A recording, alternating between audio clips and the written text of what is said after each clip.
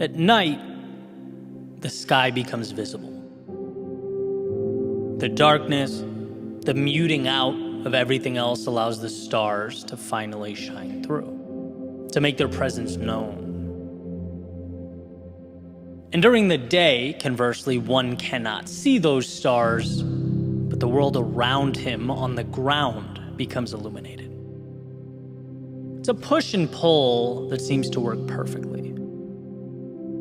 And I think there's something poetic about the partnership existing between the big picture goal and the small steps required to bring it to life. As one of my favorite sayings goes, keeping your head in the clouds and your feet on the ground. Because here's what's interesting. If one were to only look up at the goal, she'd be consistently reminding herself of the ideal without taking the necessary steps to get there. And if one were to only look down at her feet, well, her steps would eventually become aimless. And it's that duality, right? The need to both reassure yourself you can see the stars, as well as use the world around you to pull yourself closer to them, that changes things. Right? It's that beautiful dance that has to be maintained. And this is a balancing act that has certainly been challenging. Right? Sometimes the pendulum swings way too far one way, sometimes way too far the other. But in a perfect world, you want it gravitating towards the center. I remember just starting the YouTube channel almost a decade ago, having, big multi-million subscriber goals, but completely lacking the systems and everyday practices in place that would walk me towards that finish line. Right? I mean, sure, something's better than nothing. I was working and learning, but the actions simply didn't align with the objective. I had to correct them. And then I've been on the other end as well. Right? I'd be doing things every day without knowing why. All steps, no goal. That sort of thing occurs when routine takes on a life of its own. You start doing things because, it's what I do. It's what I've always done.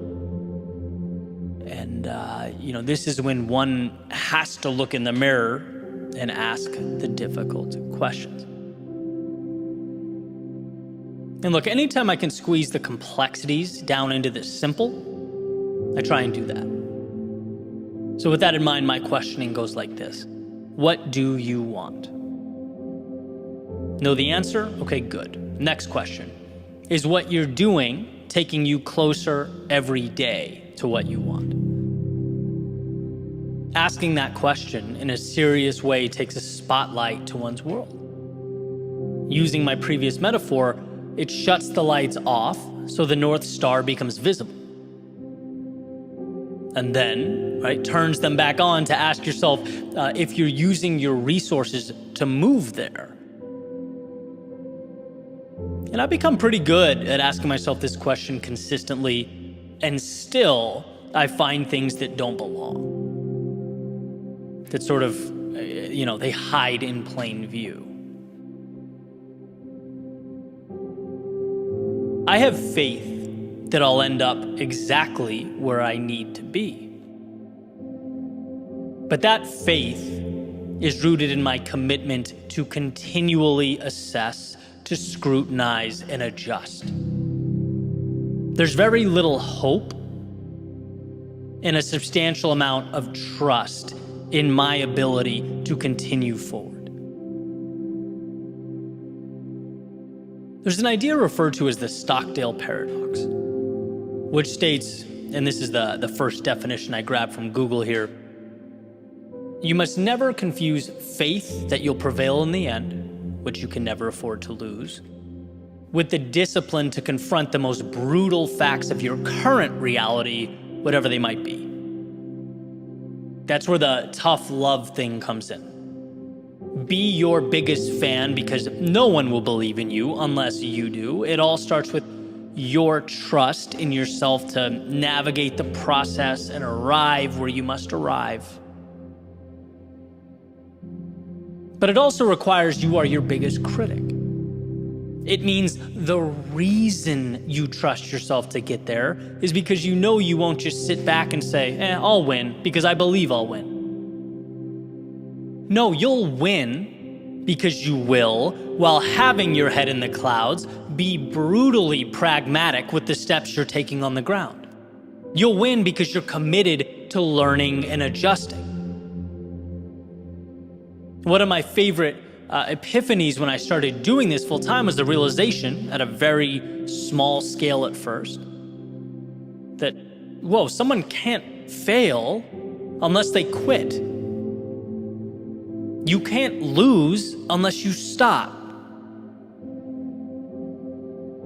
Impossible, someone might think, right? Well, no, because when you miss the mark or you fall short, you take a second to understand why, and then you come back to the problem or challenge again, right? This means life is a game of tenacity, of persistence, of commitment.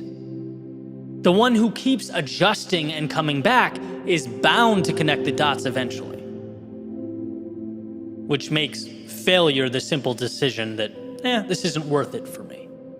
I don't want to continue adjusting and re-engaging with this.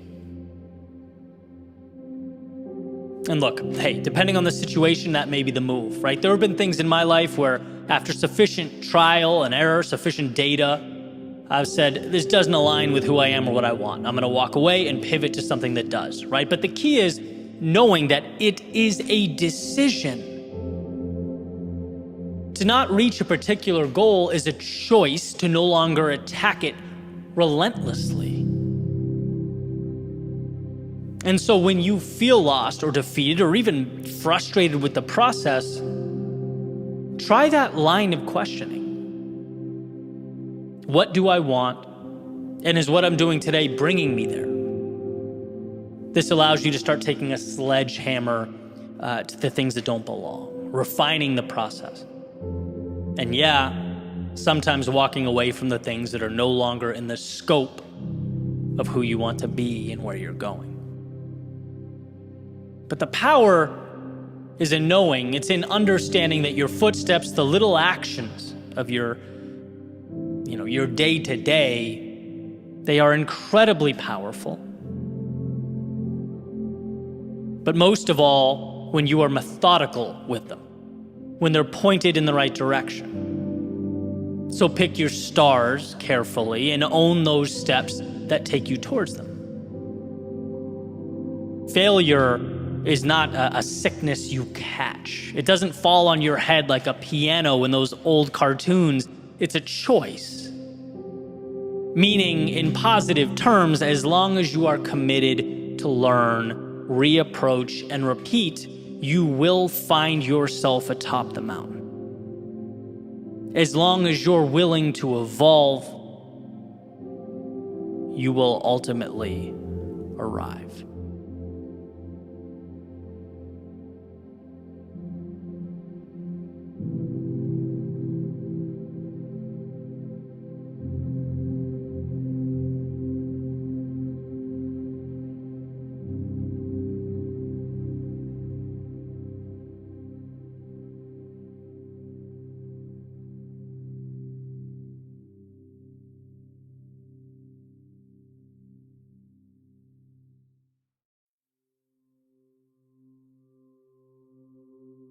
I went on a run yesterday.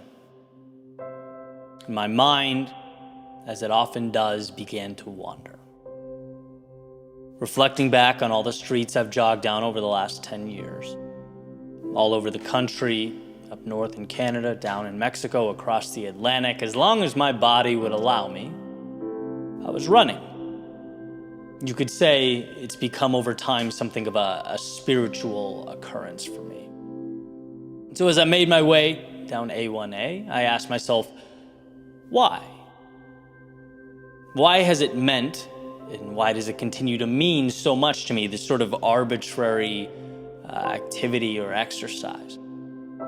And not only that, particularly during the times where everything else in life feels so unsteady, when there's chaos and turbulence all around me. Well, this is the conclusion that I came to. It was the clarity. It was the simplicity that continued to pull me in and keep me going. See, when I was running, I always knew what I had to do. And there was calm in that, reassurance. Perhaps most importantly, a purpose. Looking back at those days where it's 94 in Miami in August, the sun's coming down, I'm suffering through the run. Or days where I'm running through storms, thunder, cracking all around me, my heart racing because I know it's kind of dangerous to be there, but what am I going to do? I have to keep going. Those days up in New England in the Northeast, right, in the winter, that first mile where you step outside and the wind sort of cuts through you, you feel it in your bones. All that's uncomfortable. But problems, they seem manageable when you know where you're going, when you understand the rules of the game. And the rules of the game, every time I laced up my shoes, they were simple. You start at one point and you don't stop until you arrive at the other specified point. It placed stability into an ever-evolving landscape. It reminded me during the most difficult times what it was like to be in full control. And I'm going to say something that may appear drastic here. I'm sure many of you know that saying, simplicity is the ultimate sophistication, attributed to everyone from Lincoln to Da Vinci to your next door neighbor. Well, I believe that simplicity saved my life. And I think it did many times. It's been a very up and down journey, as they all are, right? And growth is injecting yourself into a world you don't understand. It has to be, definitionally. It's being oversaturated with options. The road less traveled is paved in distraction. And when my purpose and my path felt like they were deteriorating before my very eyes, when my understanding of life felt like it was slipping away, which is a pain pretty different than stubbing your toe, right? It feels much bigger, it's much scarier. It was faith in my ability to slay the dragon and find the treasure that empowered me. It was the thing that reminded me when I break things down into little objectives, not only do you conquer them, but you identify as someone who conquers them, right? It's peeling back the layers of complexity that reminded me, amidst the clutter and the noise, there's simplicity in what I was meant to do.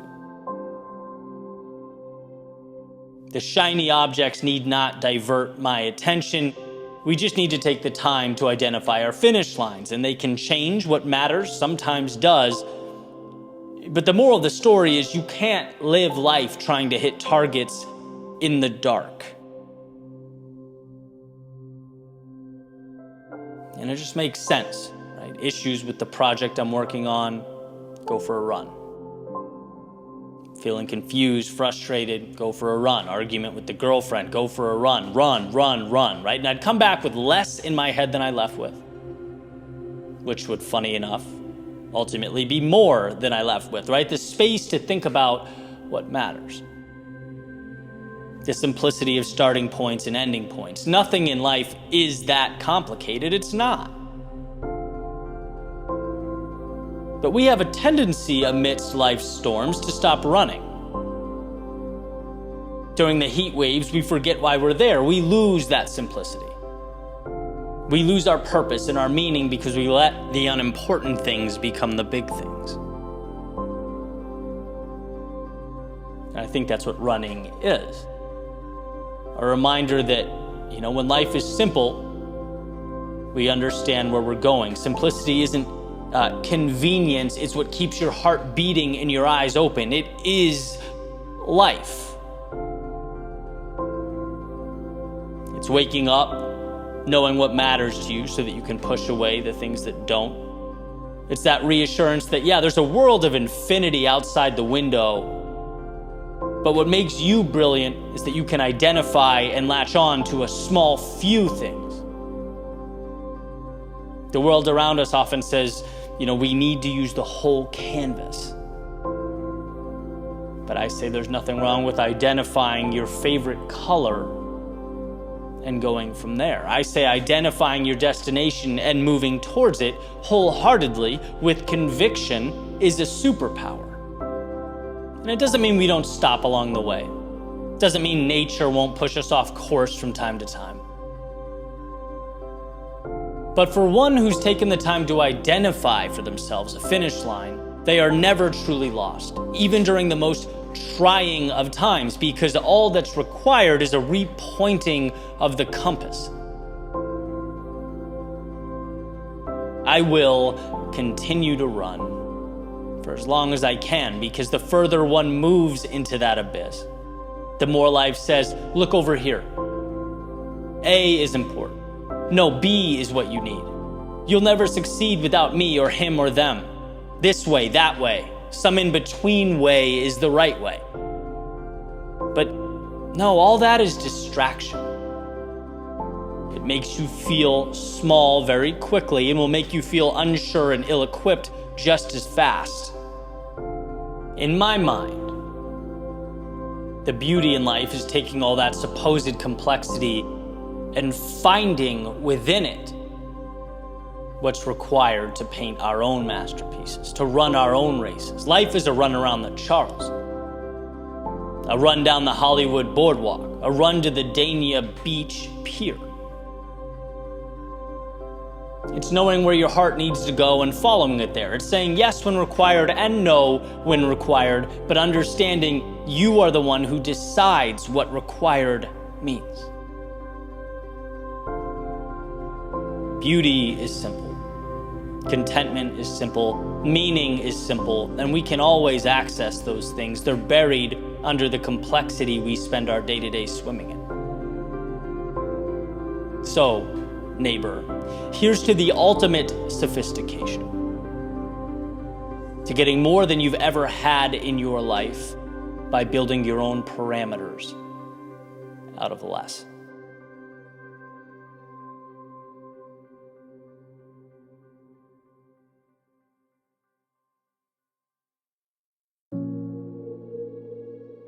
What if those less than ideal things in our lives, right? So our limitations, our constraints, the aspects of life we consider to be, a bad hand. What if they weren't just things we need to learn to accept or little tragedies we have to live with? What if they were ultimately the aspects of our lives that create the best of us? The elements of our world that push us to our greatness. And this came to mind earlier. I was listening to a book called How to Think Like a Roman Emperor by Donald Robertson. And he explores this point. He talks about Socrates in ancient Athens and how he lived in abject poverty. How, according to the standards of ancient Athens, was not an attractive person by any means. Just seemed to have a lot working against him. And the question that's posed is whether these exact circumstances ultimately created the man that became one of the most important thinkers in history. He implies that his reality and his surroundings shaped his worldview, so it only makes sense for one to conclude that all of it contributed to the life he lived. If Socrates was born wealthy and attractive and all these things, could he have become the man that he became? Probably not. And the reason I love this is because, to put it simply, it reframes those less than ideal circumstances in our lives. Whether it is a personal trait we have no control over or an occurrence we deal with. It's understanding that a lack of ability in one area helps guide us to that spot where we can thrive. A disappointment we encounter helps us regroup and make our way to the thing that is ultimately best. The less than ideal, the things that at surface level seem bad or problematic. They're always working for us to push us towards our contentment and our growth, to our greatness. I can say on my end, it was the turbulence I experienced in my life that created that sense of curiosity for me. It was a lack of understanding that pushed me to write about life, explore the hardships we face, and the resilience of the human spirit through it all. There's a pretty famous Stoic idea that states we can't often control what happens, but we can always control how we respond to what happens.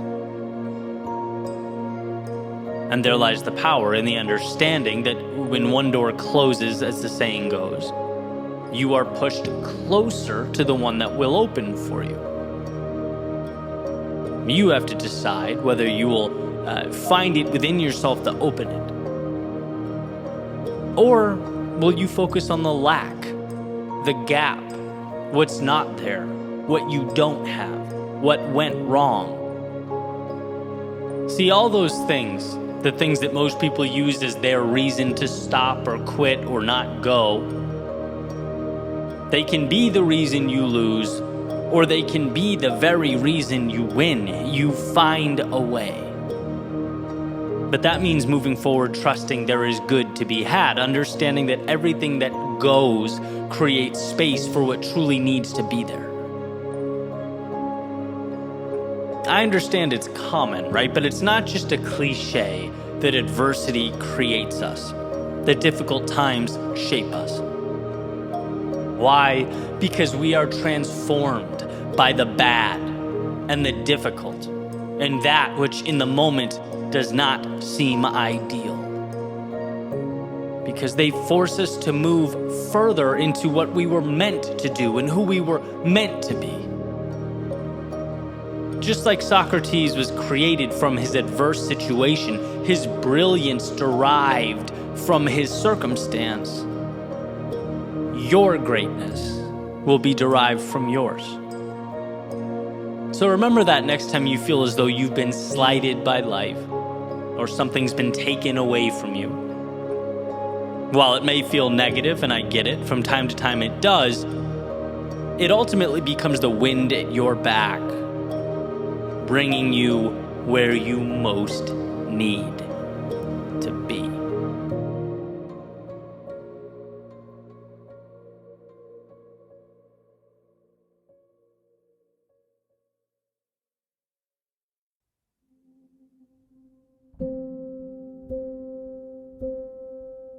It was an ordinary run, on my ordinary loop, on an ordinary day, right in the middle of an ordinary week. I rounded the last corner that I'd encounter before finally returning back to the street that I lived on. Beautiful sunny afternoon. I remember the sun bouncing off my skin, the sweat dripping down my face. I was looking ahead, but not really at anything, more so lost in my thoughts. Then out of nowhere, this little butterfly kind of swooped in, appeared right beside me. And it seemed, as it floated through the air, to link its pace with mine, effortlessly gliding. I looked over at it, and back at the ground, over at it again, back at the ground. And for a second, I wondered what it would be like to be one of those flying machines. The ones built for flight, navigating the sky with no restriction. What a feeling that must be. And as I looked over for a third time, it had slipped back into whatever types of things are important to a butterfly on a warm June day, but realized, as I carried forward, alone again, that for a few seconds we were side by side, it in the air and me on the ground. I hung in there with the flying machines. That's right, the creatures with wings designed specifically for flight. I was, for a time, amongst them. So what truly separated us? See, my whole life I have drawn lines. Lines that separate them from me. From can and cannot, from possible and impossible. There have been times where I saw reality as pre-packaged. Basically as though you get what you get, factory, stock, out of the box. It took a long time to see what I wanted, and instead of saying, hey, must be nice, or they have it made, to instead ask, how can I reverse engineer that outcome? What do I need to do now to get what is ultimately available? Because it's very available and it's very real. Just because you are not built like those flying machines doesn't mean you can't run alongside them. Join their ranks. Become one of them. The thing is, instead of drawing walls and building parameters, you have to give yourself permission to adapt and evolve. I was thinking about this the other day as one of my best friends was sharing some of the work he does with his real estate portfolio. He was talking about some of the lessons learned on social media, and it was met with resentment, disdain. You have X, I don't. You make Y, I don't. You came from Z, I didn't. And I read the comments, I just shook my head and thought, they don't know. They don't know he grew up on a farm in Michigan, spending a long time working for less than minimum wage. They don't know that he put himself through college. They don't know that he took out a loan, having no clue what he was doing, and learned how to renovate a home by himself. See, here's what he didn't do.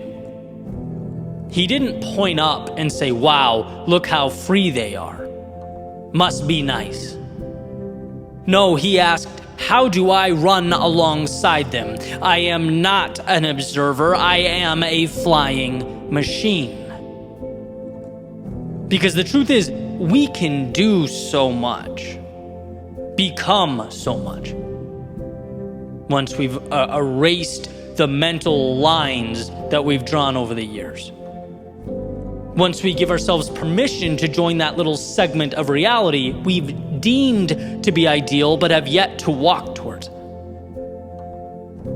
Nothing happens to the ordinary moments, the ordinary days or weeks or months, until you realize ordinary is just a label you've been placing on the pathway to extraordinary. Everything you need is there, except your past willingness to walk through it. And today is a new day. You will take to the sky in your own life when you stop drawing lines around everything you want and compartmentalizing it as not for you, and instead run alongside the life you want as though it was already yours. Life is not a game of those who are and those who aren't. It's a game comprised of those who will and those who won't. Those who see how they can and those who see how they can't. You can wish, hope, and watch time fly by, or you can join the ranks of the flying machines that leave all that behind and take to the sky.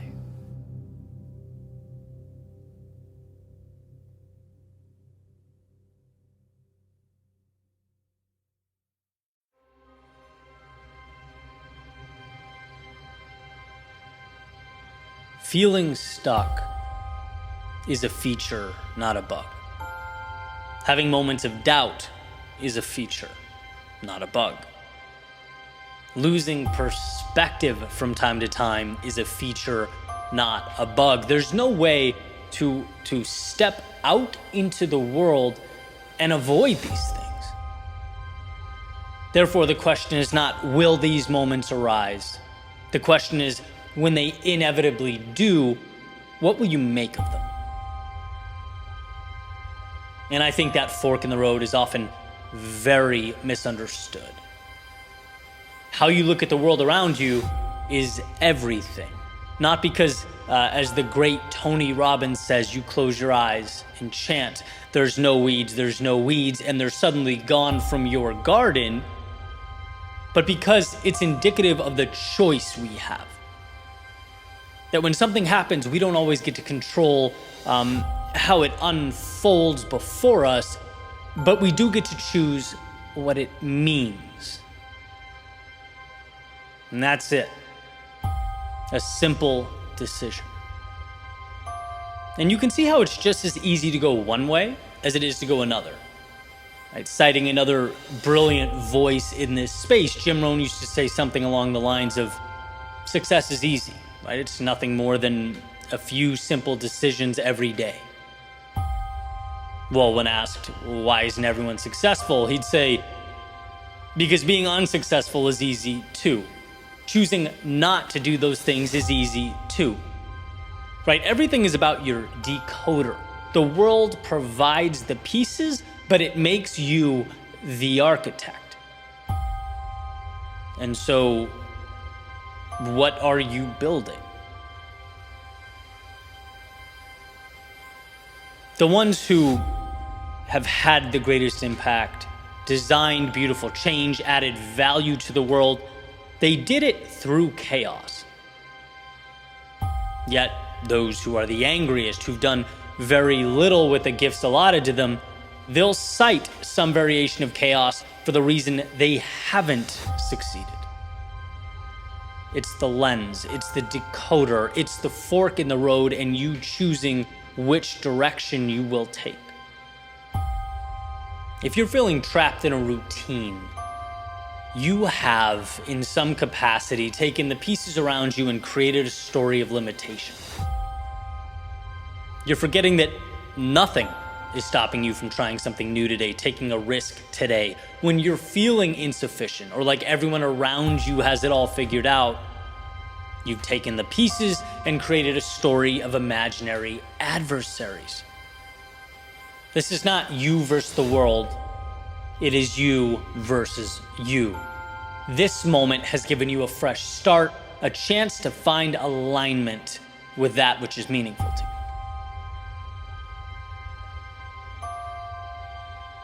One of my favorite metaphors, life is a staircase, where the chaos and the turbulence are ultimately there for you to tame and then move on to the next step.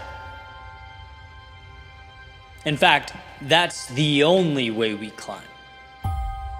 The world will consist of challenges, and one of the most important gifts we can give to ourselves is to remove the notion that we can just waltz on through with zero problems. Having that as the benchmark sets us up for failure. There is no perfect path or pursuit. Instead, ask, where is the value? When we fall, ask, where is the value? How can I rise, grow, adjust? That's why perspective is everything. One man or woman's business failure is the reason he says, I tried, and talks about what could have been over beer with his buddies for the next decade. Another man or woman's failure is the reason she's able to pinpoint where the problems existed and come back stronger, wiser, armed with solutions. See, these aren't wildly different circumstances or initial occurrences. What has occurred are wildly different interpretations, wildly different reactions. Trust me, I'm human. I get the instinct to point out at the world, to shake your fist at the sky, turn your back on the opportunity. But in truth, that's the only way to ensure value is not obtained. There's a Stoic anecdote about a teacher on a boat out at sea during a storm, and it's enormous, right? The waves are crashing over the side of the boat, rocking the boat back and forth. And that teacher turns pale just like everyone else. He freezes in fear just like everyone else. The only difference is the teacher is not crying out or screaming, right? And the message here is that the initial reaction, that's human. It's human to feel anger. It's human to feel frustration, fear, doubt. The difference comes down to, can you pause? Can you collect yourself and instead of immersing yourself in the emotion, ask, what can I become from this? That is power. A relationship ended. Okay. How can I now plant a seed to greater fulfillment? The plan didn't work. Okay. Why? What can I learn that will be advantageous on the next approach? I'm lost. I don't know what to do. Okay. Instead of thinking less of yourself for the lack of knowledge, how about appreciating the fact that you've established a foundation upon which a solution can now be sought? Losses do not exist so long as adversity is pointed out and transformed into value. And whether or not that happens is entirely up to you. When it hurts, there is value. When you're down, there is value. There's always something so long as we learn to find it. And that's what will make all the difference.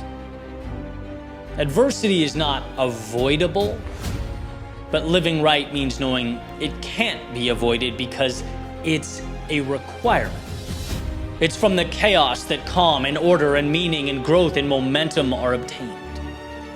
So even though you may be tempted to turn your back, to run or cry out when the winds are strong and the waves come crashing down on your reality, remember that you can not only withstand the disarray, but you can come out on the other side stronger.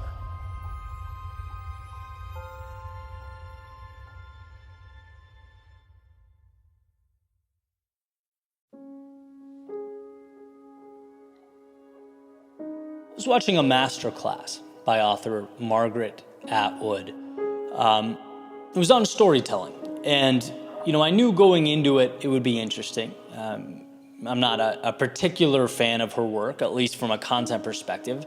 But look, we're talking about someone who's, truly made a mark on the world, right? There's a lot to be learned from her. So I buckled in and listened to what she had to say. And unsurprisingly, there was a lot of wisdom there. And there was one idea in particular that really resonated with me. Both as a writer, yeah, but also outside the quote-unquote creative space, which I'll get to in a second. The idea was centered around finding the moment to begin, a story's true starting point.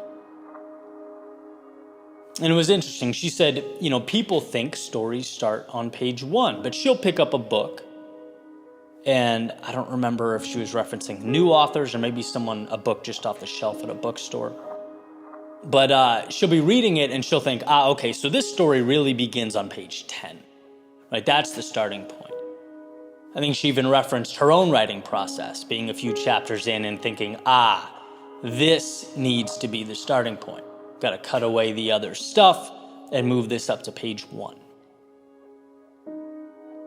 And, understanding that's obviously important for those looking to entertain and captivate an audience. You need to give the reader a reason to stick around.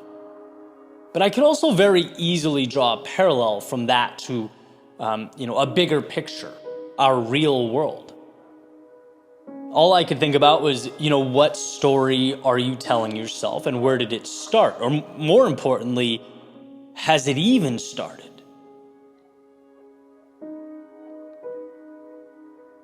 There's something both liberating and beautiful about the fact that all of us in the stories we are living could, at any moment, recreate that metaphorical first page.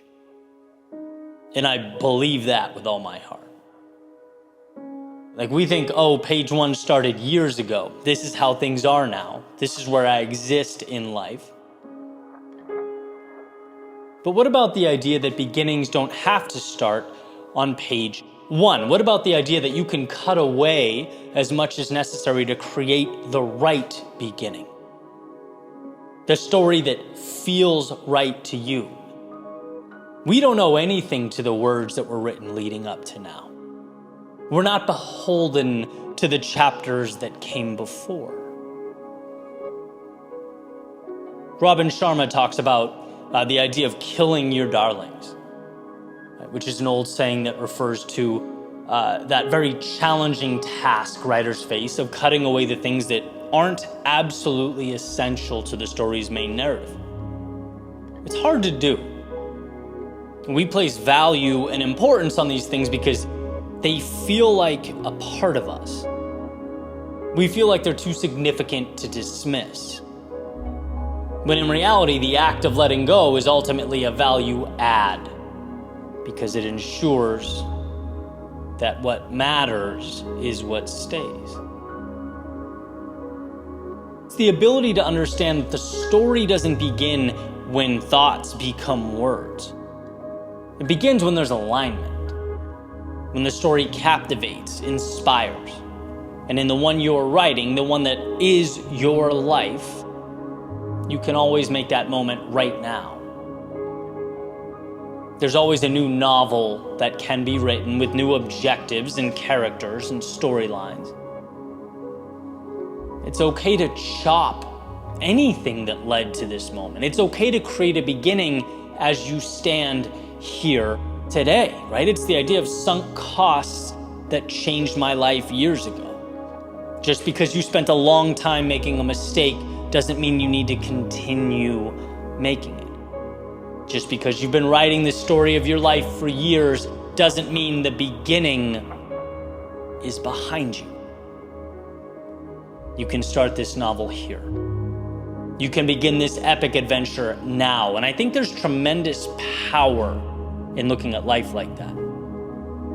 It's never too late for a new beginning. It's never wrong or impossible to, even at chapter 4, put your finger down on a new starting point and say, this is where it all begins, where the new ideal takes shape. We are all authors. And if authors have anything, it's control over the narrative. It's the ability to design a world that aligns with the one they imagine.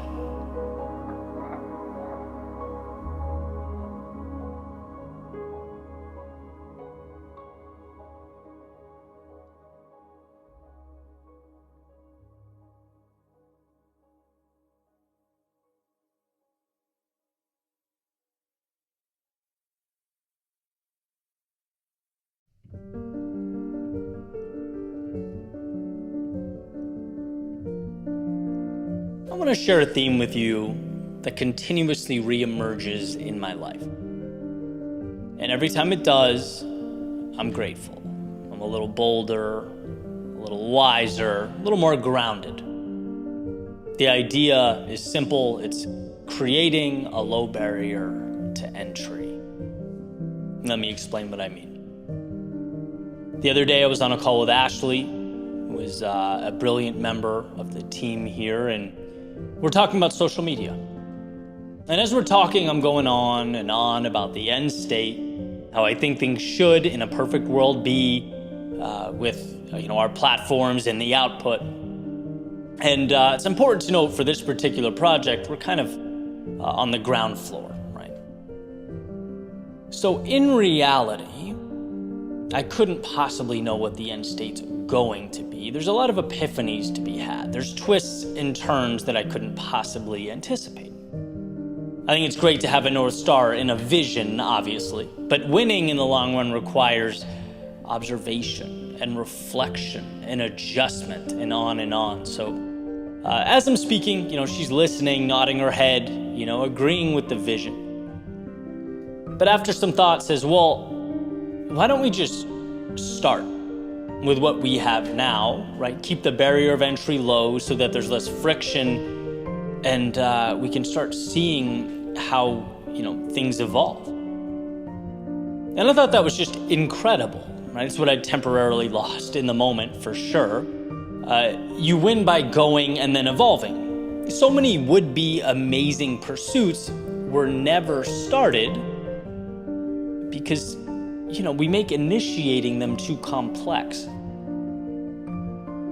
Same thing happened on another call that same day, right? I'm talking to Tyler, a business partner for another project coming around the corner.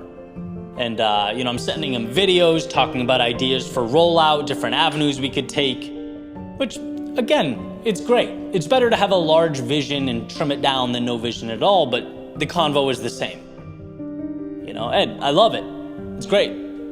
But what if we start with one thing, though? One idea. Let's get the gears turning. That needed to be the theme for the day, and I appreciated it, right? So, a few thoughts. One, surround yourself with sharp people like Ashley and Tyler that keep you grounded. But two, and perhaps the main point, stop creating friction for yourself when you're beginning new things. I've talked about this in different contexts, and I've hammered it into my day-to-day in many ways, right? Like if I'm going on a run, I have the running stuff by the door and ready to go with a glass of water the night before so that when I wake up, the process feels so easy that to not go would seem stupid. But life is complex, and so are we. It was a great reminder that your handle on something in one area of life doesn't mean you'll implement it across the board. And I was grateful for that reminder. It was what I needed at that time, right? The reminder that winning is going. Winning is beginning. Because you're immersing yourself in the process and you're acclimating to it. You're seeing what works and what doesn't. You're growing, as opposed to taking an extra 3 months to put into place parameters that will probably change anyway. One of my favorite mantras is simplicity is the ultimate sophistication. Powerful, but sometimes elusive. Right? But if you can keep it front and center, it adds immense value to your life. The most powerful thing you can do is have a general sense of direction and go now with what you have. Ashley and I will change our social media tactics many, many times in the future because we're collecting data and we're moving forward. Tyler and I will approach our venture in probably countless ways. Because we're not in love with a particular strategy, we're in love with the end goal. And perhaps you, in your world, are at a point where you're seeking to initiate something new. And you're playing with the pros and cons, you're listing ideas in your head, categorizing details and nuance that, sure, it seems important right now in this moment, but will it forever? Right? My advice to you is to mitigate detail and instead place the value on finding the courage to begin now. Before you're ready, before you have all the answers, before you know how X, Y, and Z is going to unfold. Mitigate the friction to such an extent that, the pursuit feels like an ice hockey rink. You're sliding into whatever comes next. Never underestimate how powerful that is. And be reassured by the fact that in 3 months from now or a year from now, the journey won't look the same.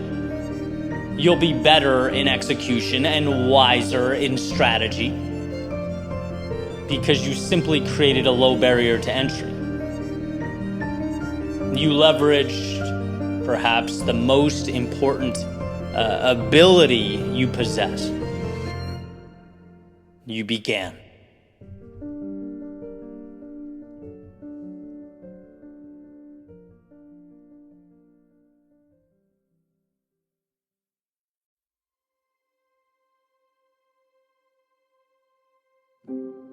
We spend a lot of time and we exhaust a lot of effort looking for that so-called edge, capturing the little changes or advantages that add value and ultimately push us closer to where we want to be. Right? These so-called life hacks are everywhere, from you name it, reshuffling daily tasks to activities, exercises that enhance our performance, food, supplements, apps. The list goes on. And I'm speaking broadly here intentionally because that quote-unquote edge could mean a million different things to a million different people. Obviously, tremendous value there in finding ways to become better, faster, and stronger. But why this topic excites me and what I'm specifically looking forward to exploring is what I believe to be the most important advantage there is, and that's consistency. Consistency, the unsexy, unremarkable answer, right? But you can always distill everything else down into that simple art of showing up, being there every day. To me, that begins it all. That will always be the foundation we build everything on. Over time, it becomes the reason you win or you lose. And I believe that wholeheartedly. Like, nothing matters if you aren't locked in and repeatedly making the daily effort. No pill is going to make you a starting point guard or a stellar performer at work or, an amazing parent. That's dedicated, concentrated, consistent effort. A metaphor I like that demonstrates this process to me is trying to get fit, right? Whether you run or go to the gym, whatever it is, it's much easier to stay home and take creatine, protein, supplements than to actually show up to the gym every day, than to actually put in the miles every day, right? But without showing up, all that other stuff is meaningless. And that's the heart of what I'm getting at. Right? It's the lifting that's transformative. Everything else is supplemental. It's even in the term, right? Supplements. Now, is this obvious? Sure. But man, do we forget the obvious, and there is a hefty price for doing so. It's like, yeah, we should look for advantages along the way. And this becomes more and more relevant, the longer we've been immersed in the process. Those little details mean more and more, but they never mean more than having a goal and committing to it every single day. Never forget that. Showing up is power. There's a few quotes I like by James Clear, who's considered by many to be an expert on habit building, that hammer down on the power of consistency. He says, improving by 1% isn't particularly notable. Sometimes it isn't even noticeable, but it can be far more meaningful, especially in the long run. It goes on to say, if you can get 1% better each day for 1 year, you'll end up being 37 times better by the time you're done. And I think that's what gets me, right? That line, 1% better every day means 37 times better in a year. Nothing can replicate that. There are no shortcuts to arrive at that type of progress or growth. None. And sure, the environment can change. There are times where the landscape shifts right under your feet. You have to reach further outside your comfort zone than you ever have. But that's still a product of your commitment to improve every single day. The context changes, the details change, but you still show up. 1% is essentially a rhythm. It's automated. It says, just like breathing air and drinking water, this is what I do. $1 in the bank every day. What you're doing is giving life to a compound effect that will change everything. In my world, my showing up is every day, how do I become a little bit better at storytelling? How do I refine that intersection of personal development and entertainment so that, we can enjoy and get the most out of the journey? How do I make this brand matter a little more, mean a little more, be a little more effective? That's my Super Bowl every day. And funny story, I was driving this morning, listening to a podcast about AI. Right? Everyone seems to be talking about AI right now, and for good reason. I heard one of the guests say that in 10 years, there will be 2 types of businesses. Those that successfully leverage AI and those that failed and are no longer in existence. Right? It's a hypothesis, obviously, but it's eye-opening. Right? AI is going to change everything. And I had to check my initial instinct that was honestly, oh, here we go, right? Another way for people to cut corners and cheat. And I had to pause and think about it. Like, that's just a terrible way to look at a new technology. That's a scarcity mindset. Instead, think about the opportunity. Remind yourself that you show up every day with the same mission and the same goal. You'll earn that 1% every day, and this is just another supplement to your growth. Right? Utilized correctly, at least in the current moment, this is whey protein or creatine for your lifting at the gym, so leverage it, right? That's all. Same with any new technology. And there was comfort there. There was comfort in looking back at thinking, look at all the previous technology, its evolution. Look at the social platforms, how we interact now. Through it all, the changes, the highs, lows, ups and downs, you showed up. You held on to that North Star and over again made necessary adjustments. Right? That commitment has been everything. YouTube's algorithm changes did not kill me. It ended up making me a better storyteller, writer, speaker. COVID, pushing my live speaking engagements aside for a while, causing me to further digitize my business model, that didn't hurt me. It made the brand bigger. Short form content, blasting off onto the scene, TikToks, IG Reels, that didn't hurt me. It forced me to be smarter and more thoughtful about how to integrate short-term content into my long-form content, how to make them work together. It ended up being an advantage. Right? The bottom line being, when you are consistent, when you show up for your thing, no matter what changes are occurring, no matter what's happening externally, when you're there for your mission, that allows you to make whatever little changes need to be made along the way. Being there for yourself, committing to the twists and turns is everything. And it may be extreme to say, especially in such a rapidly changing environment right now, but my mentality is, who cares? Who cares about all the detail and the minutia and the externality? Who cares? You know what matters.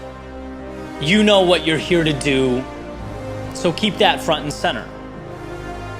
Simplicity being the ultimate sophistication doesn't get simpler. Show up. Never let that 1% that James Clear talks about out of your sight. And then make the adjustments as necessary. Integrate the life hacks and the tech evolutions. Right? Fighting for that 1% every single day becomes 37 times better in a year. Think about how powerful that is.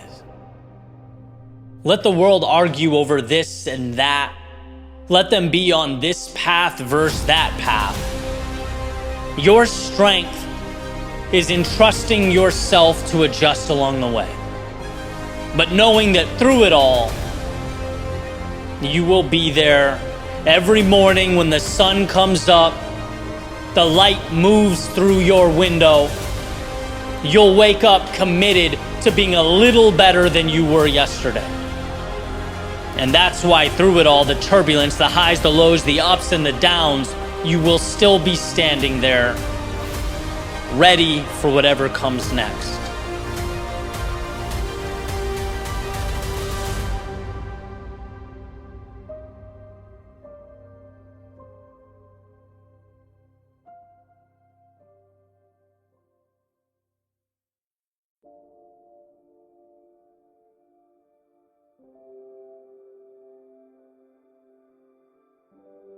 Promise yourself.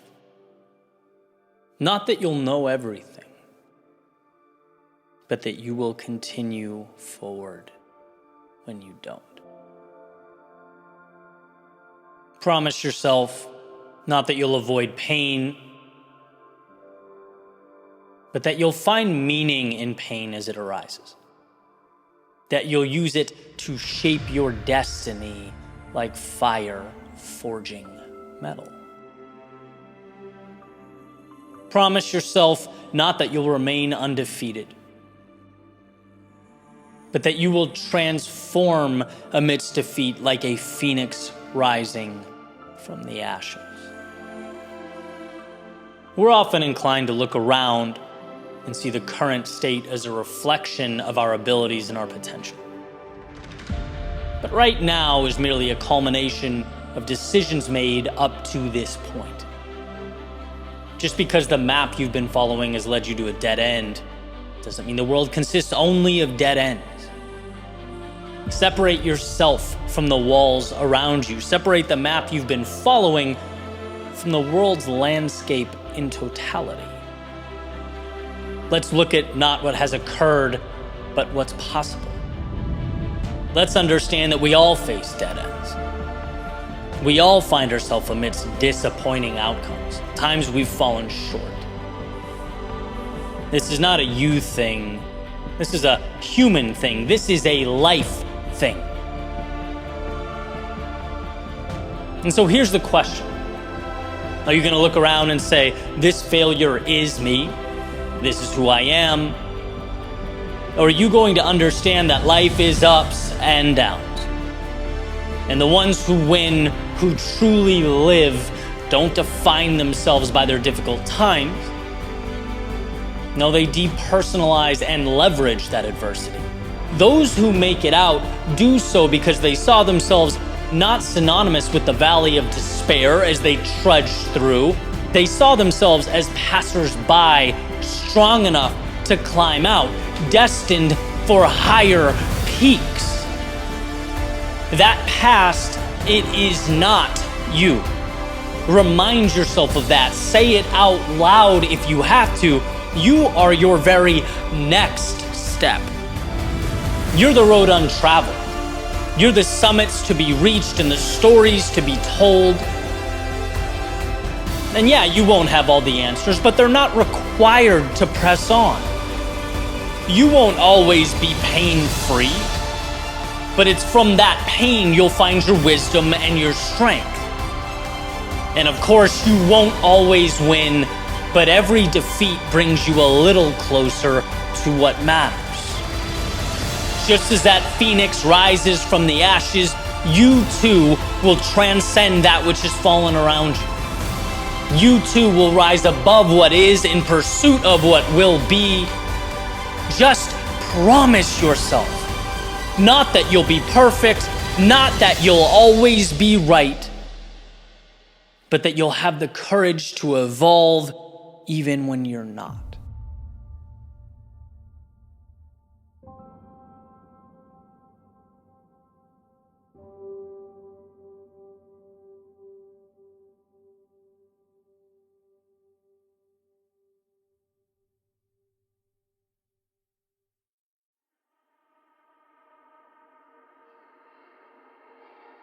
There's a really cool clip of Steve Jobs in 1997. He's on stage at Apple's Worldwide Developers Conference, back a little over a decade after originally being fired by Apple. He's taking questions from the audience, and this particular guy stands up and grabs the mic and asks a vicious question. He basically tears into Jobs, implying that he doesn't know what he's talking about, questioning the value that he brings to the company. It's just super aggressive. And I think one of the reasons it stuck with me all these years is because upon hearing it, my instinct as an observer was to be insulted for Steve Jobs. The guy just got lit up. And you'd think he'd fire back, defend himself and his accolades, of which there were obviously plenty to draw from, but that's not what he does at all.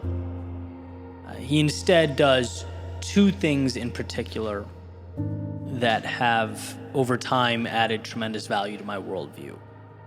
The first thing, as I was kind of alluding to there, is he didn't at all get angry or defensive, which may seem like an easy thing to do, but again, observing it, like you can feel the tension there. It's like Jobs saw the criticism as merely procedural. That's it, right? As something to be expected as one builds. He completely depersonalized the attack as it was being fired his way. His exact quote was, you can please some of the people some of the time, But one of the hardest things when you're trying to affect change is that people like this gentleman are right in some areas. And I'll explain what he means when he says the guy's right in a minute or two here.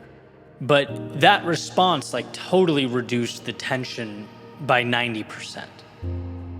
Right? Understanding that there are going to be people who have things to say, some of which will question your ability and your effectiveness.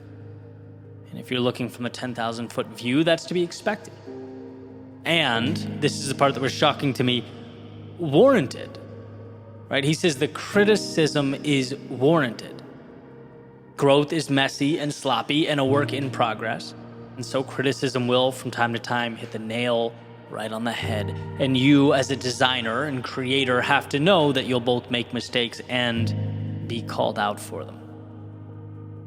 That's the way it goes. That's the contract one signs with the world in order to bring to life those things that are not yet visible. It's scary. It's intimidating, right? At least at first. Again, my reaction was to get defensive, but I think what made Steve great, as he smiled and jokingly said, "Here we go," mid-question, was the reassurance that, look, I signed up for this. So in actuality, it's a good thing. It's not an attack. It is growth. And I try and keep that in my back pocket as I do my thing, right? It's sharing your thoughts. It's a vulnerable thing.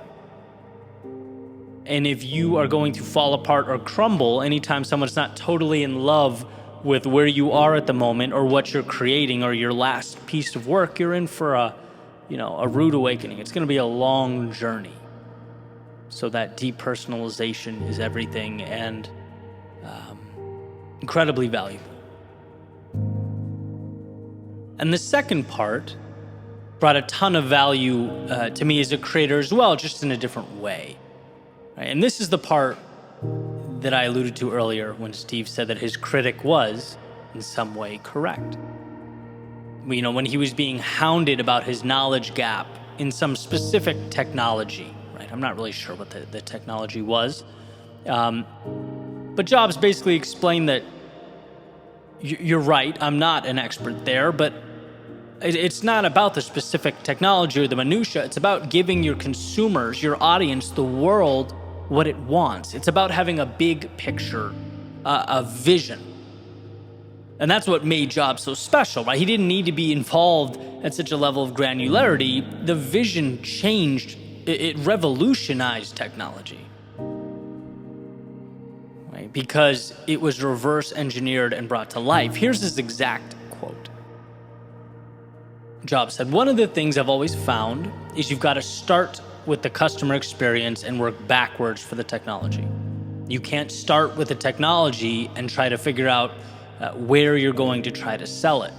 And I've made this mistake probably more than anybody else in this room, and I got the scar tissue to prove it, and I know that it's the case." End quote. That was an incredible thing for me to hear.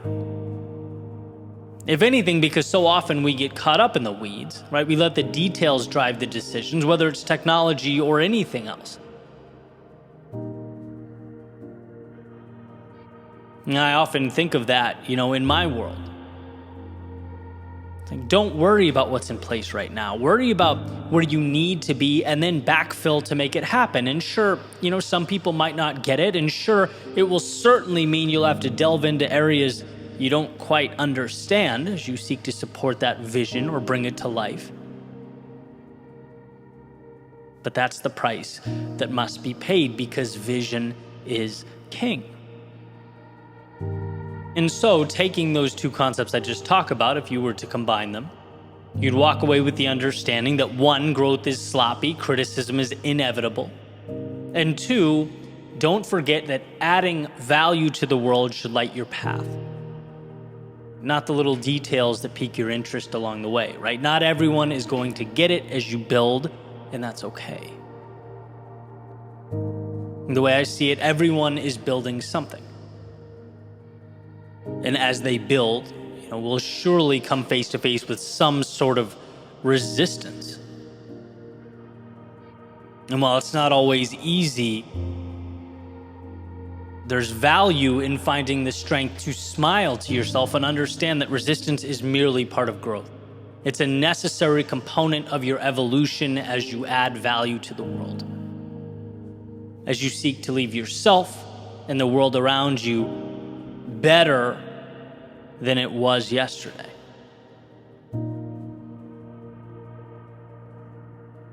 Aristotle has a quote that states, "To avoid criticism, say nothing, do nothing, be nothing." What a waste that would be of the potential and greatness contained within you to let it slip away for fear of what might be said.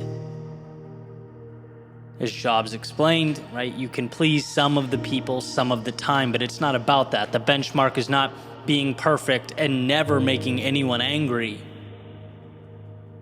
No, it's seeking to bring to life that which does not yet exist, trusting yourself and your vision. It's not taking personal that which is merely part of the process.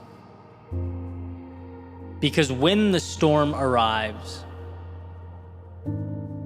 that will ultimately carry you through to the most incredible things you'll have ever done in your life.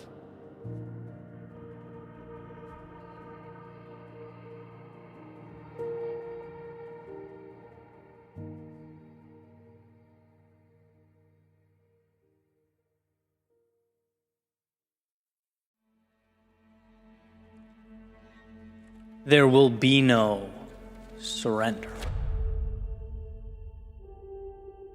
No, not in this lifetime. There will be knowledge picked up along the way, I have no doubt. There will be adaptation. There will be adjustments made. But there will be no surrender. And look, should life require change, I will evolve. Should it demand growth, I will rise to the occasion. Should suffering be entangled in my pursuit, I will weather that storm. But these things, they will not be the end of me. No, they are little beginnings. The consistent rebirth attached to one who refuses to back down. Because look, I may not be the most talented.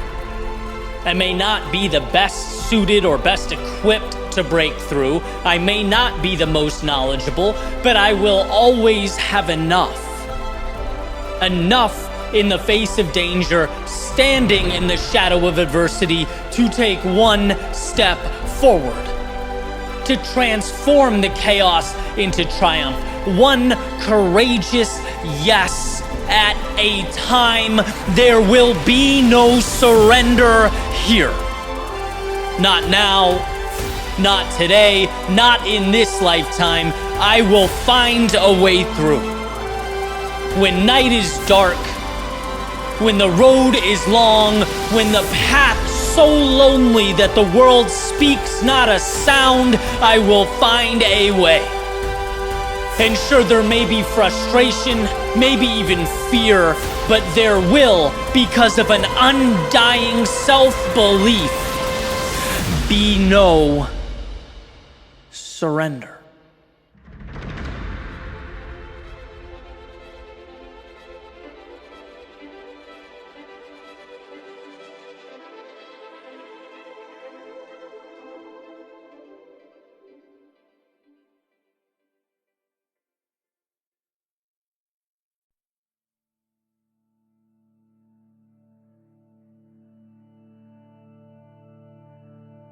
The sunrise is not the best part.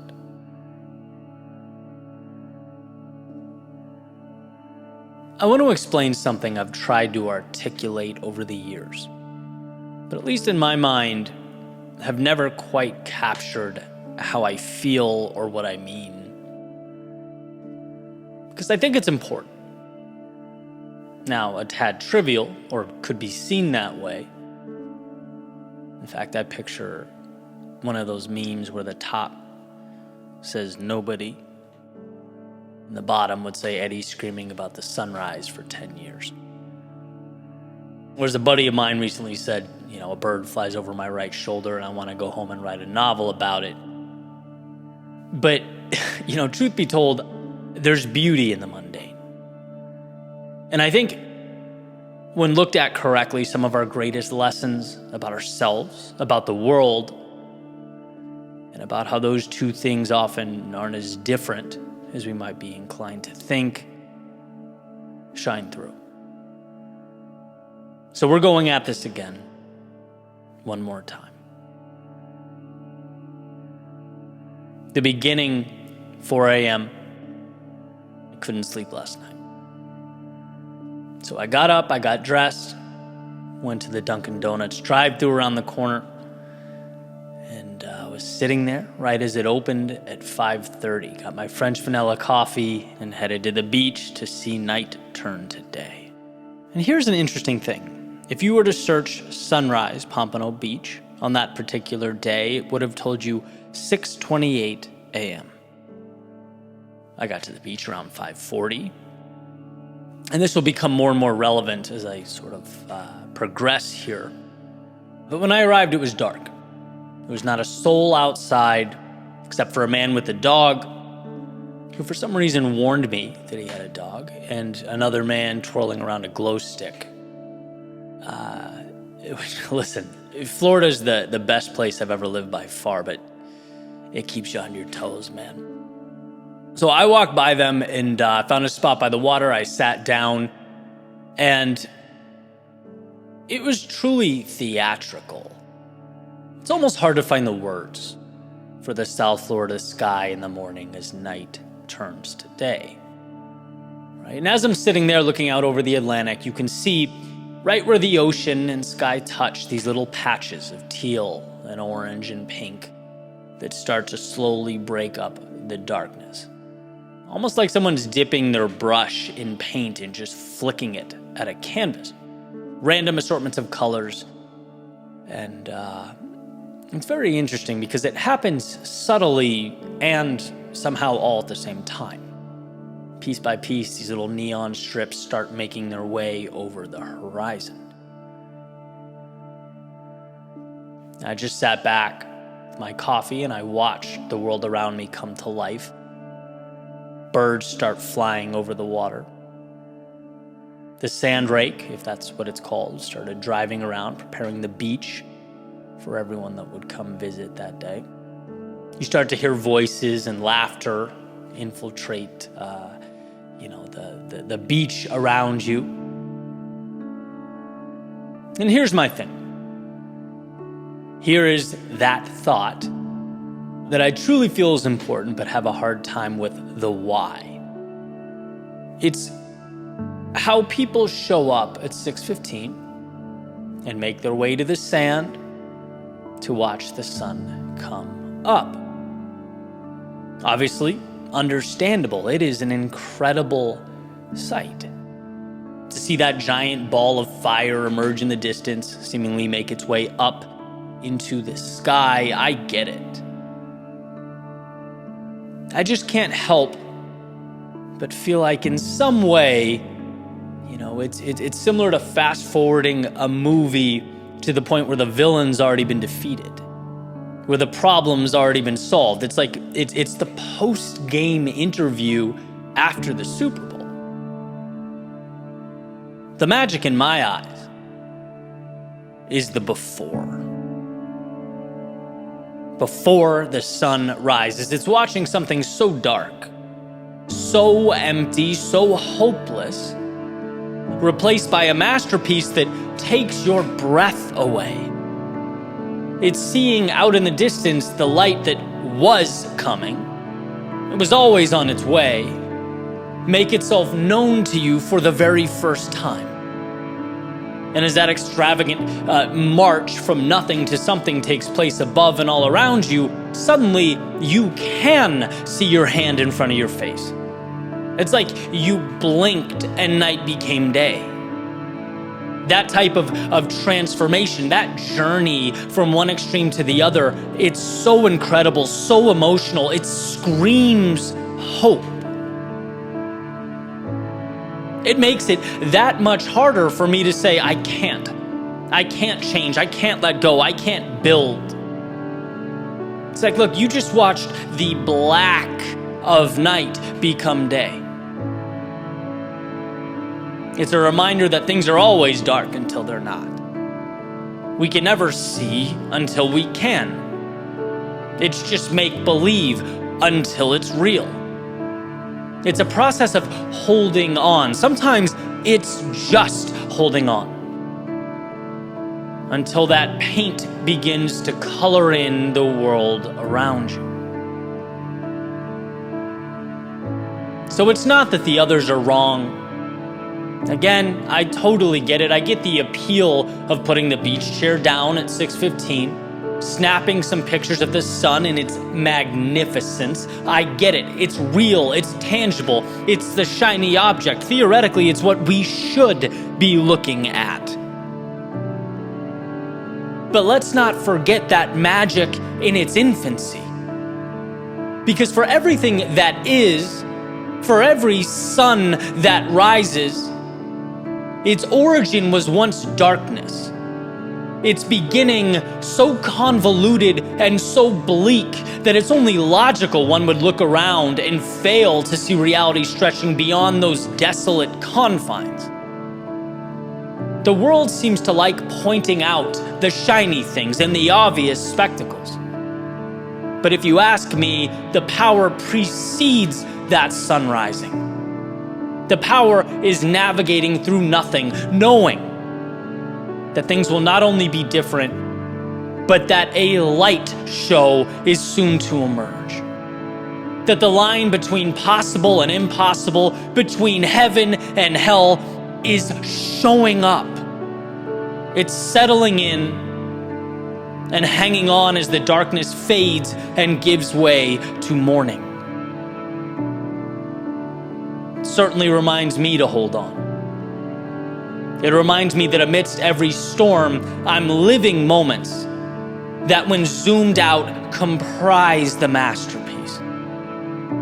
It reminds me to hold on, to find color, to see the beauty, to appreciate the journey, because the sunrise is not the best part.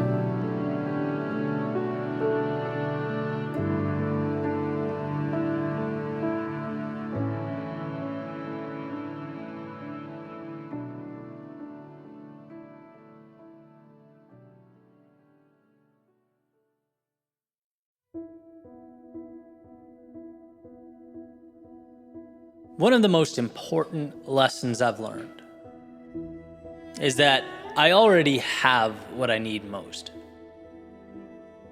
Now, as I unpack this, think of it not in a fluffy, sort of you're magical just the way you are context. And instead, let's look at it through a truly practical lens. Hey, life is about connecting dots.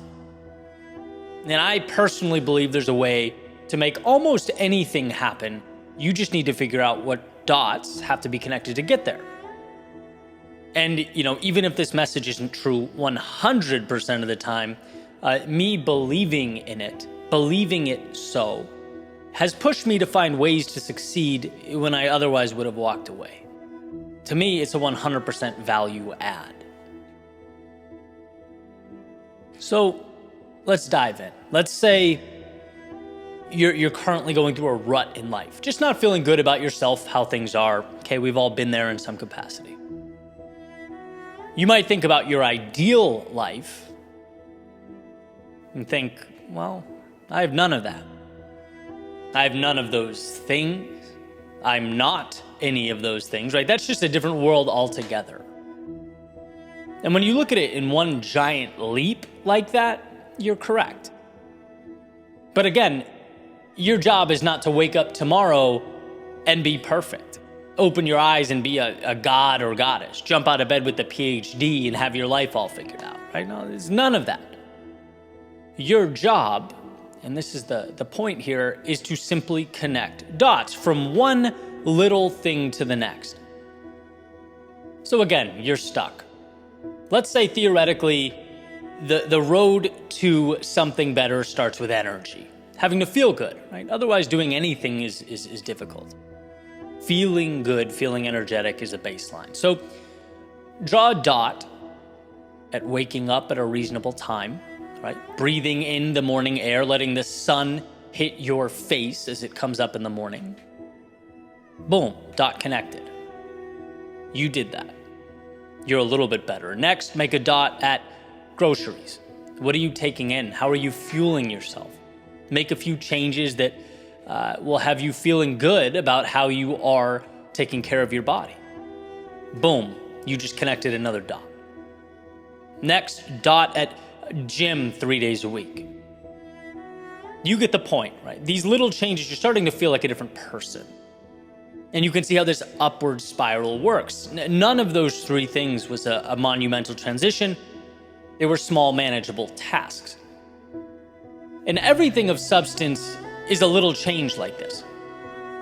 Sometimes that's just hard to see, right? When you're frustrated, when you're looking at what you don't have, when you're comparing yourself to others, when all you see is the delta or the gap between where you are and where you want to be. All that is poison. But true change is about connecting little dots, making little roadmaps, being consistent but patient, expecting more of yourself, but also giving yourself love and grace as you make the journey. And it's from this vantage point that you truly do already have everything you need. It doesn't matter the goal, objective, or pursuit. You have exactly what you need to win. Why? Because you have everything you need to connect that next dot. Always. If only we would stop wasting time looking out, wishing and chasing things we think will solve our problems, when in reality, we walk around with the solution every single day. You know, Jim Rohn used to say, it's not where you're going, it's who you become along the way. And I think this is because as we seek to evolve and grow, we learn to create and connect those dots. We trust ourselves that, look, we don't need one giant leap. We need to step.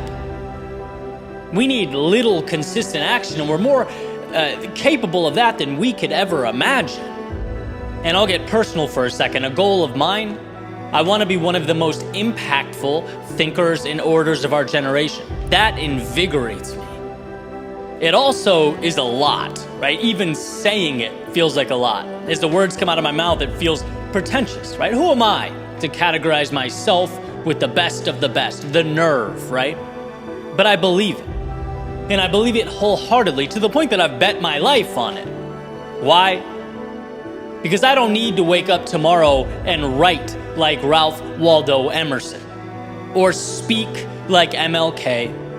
I don't need to think like Nietzsche or inspire like Churchill. Nope, not tomorrow. I just need to keep creating those little dots that will bring me closer and closer. I need to find ways to connect them in real time, one day at a time, one dot at a time, and I will do that. And the best part, so can you. I'm not special. No, not in this regard. What am I? I'm a decade into connecting dots. A decade into understanding that I have everything I need to take one step and another and another. And my friend, you are capable of the same. So understand that strange dichotomy of thinking big and small simultaneously. You have to dream big, otherwise what's the point? You dream big because it forces you to ask big questions, pushes you to arrange and rearrange until you have evolved. But when we get caught up in the end result, we forget how to get there. You don't transport to greatness in your endeavor. No, you follow that roadmap of consistent steps. You connect the small, immediately achievable. They are the formula to outcomes that exceed expectations and bend reality. So what do you need to ultimately arrive where you most want to be? Not a miracle. You need a simple understanding. You need to acknowledge that right now, in this moment, you have everything required to build and connect the next dot. And that will always be enough.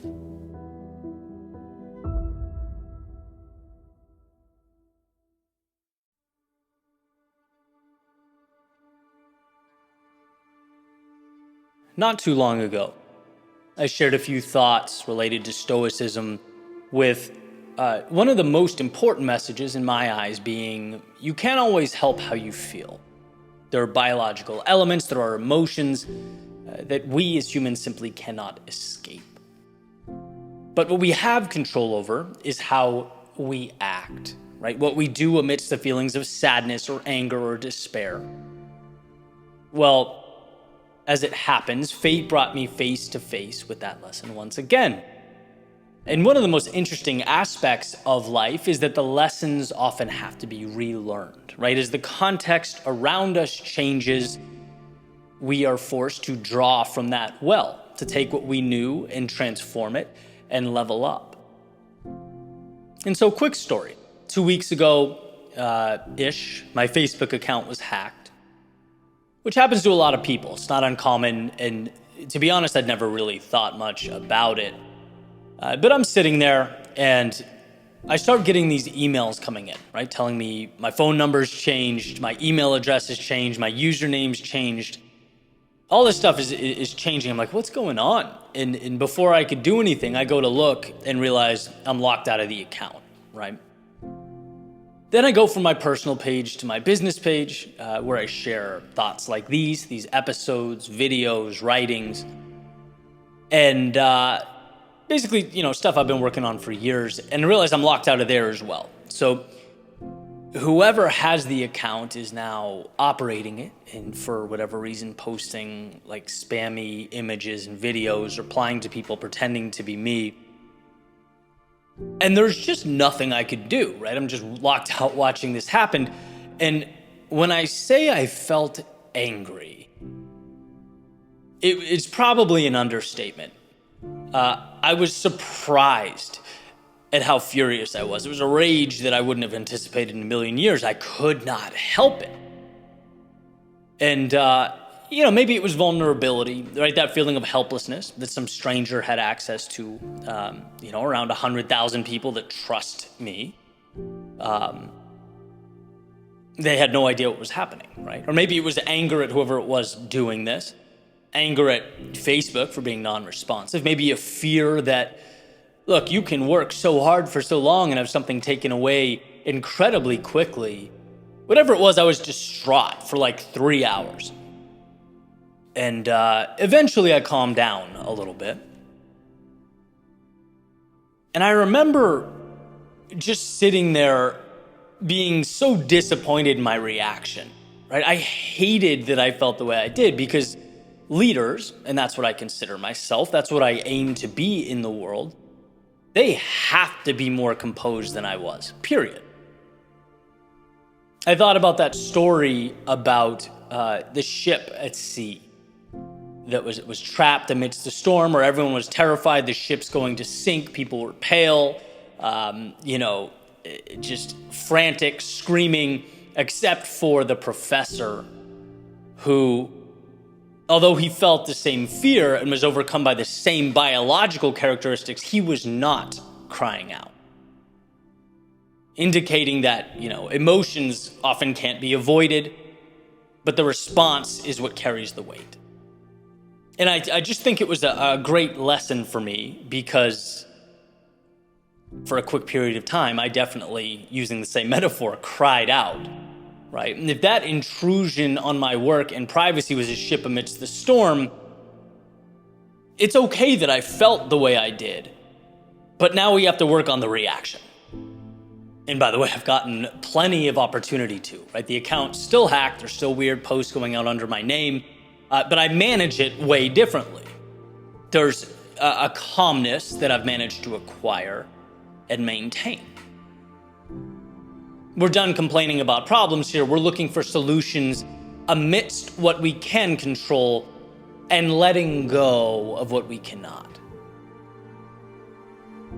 Look, I know it's a cliche that our most important lessons come from our moments of duress, but this is exactly what I believe that phrase refers to, right? You need to be hardened by the adversity to change yourself.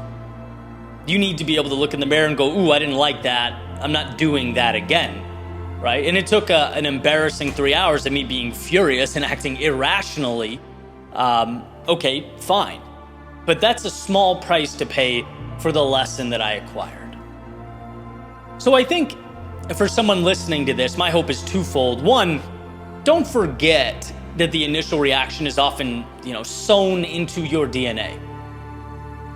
It's okay to feel what you feel when things don't go your way.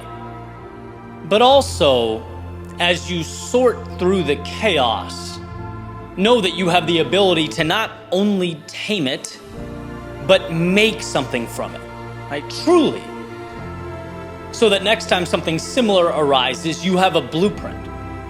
You'll be a step ahead. You'll find that perspective. Probably realizing, as I have, that it's just not the end of the world anyway. When you're able to eventually step outside your emotions, operate from a point of clarity, a reshuffling of priorities always seems to take place. Look, the storms will come. And if you're pushing and growing and trying to take risks, right, those storms will be numerous. The question isn't will you feel them? The question is, can you get a little better each time at not crying out? Can you improve the reaction? Can you regain composure and stay locked in on what truly matters?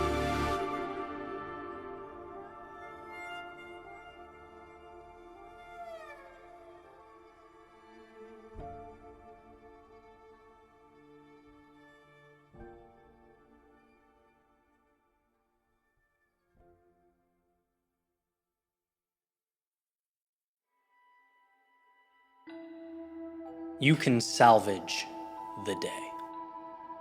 You can salvage the week, the month, the year, the years.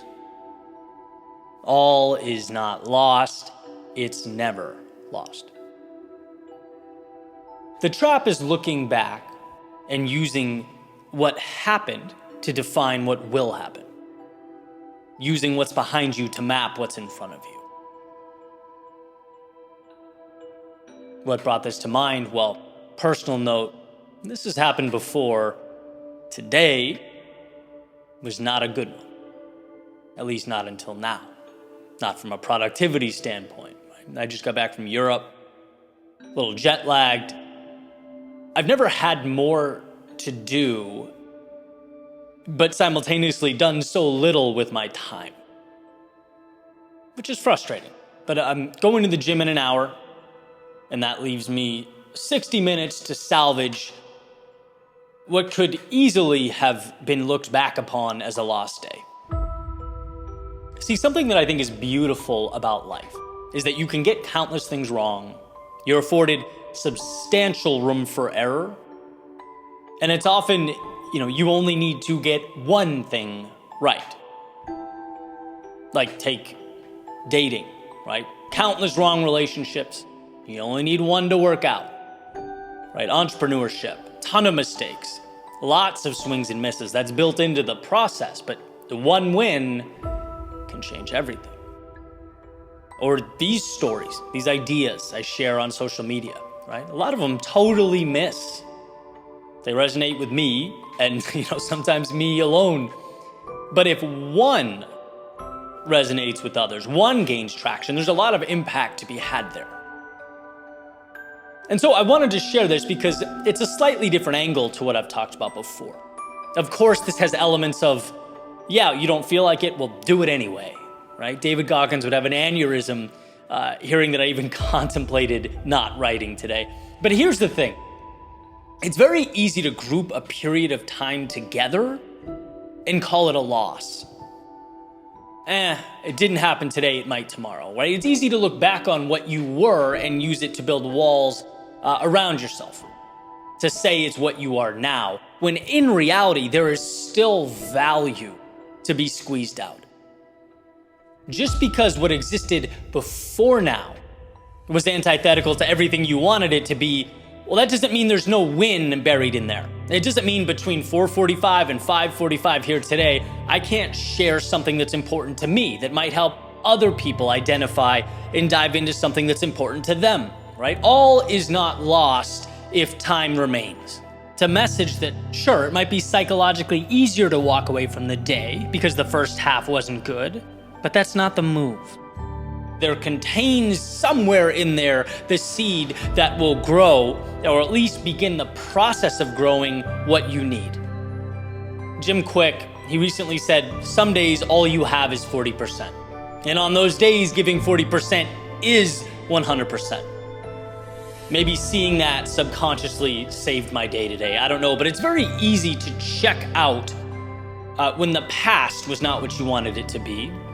Instead of thinking, yeah, but one right move right now changes everything, changes the momentum, alters the personal identity. You're always one move, one decision away from reigniting momentum. A quote-unquote bad day can be completely mitigated with one incredible decision or action. So let's pull this up a level. Where does it bring us? It brings us to those moments we're sitting in bed, wishing things were a little different, went a little differently, or looking in the mirror, disappointed in the day.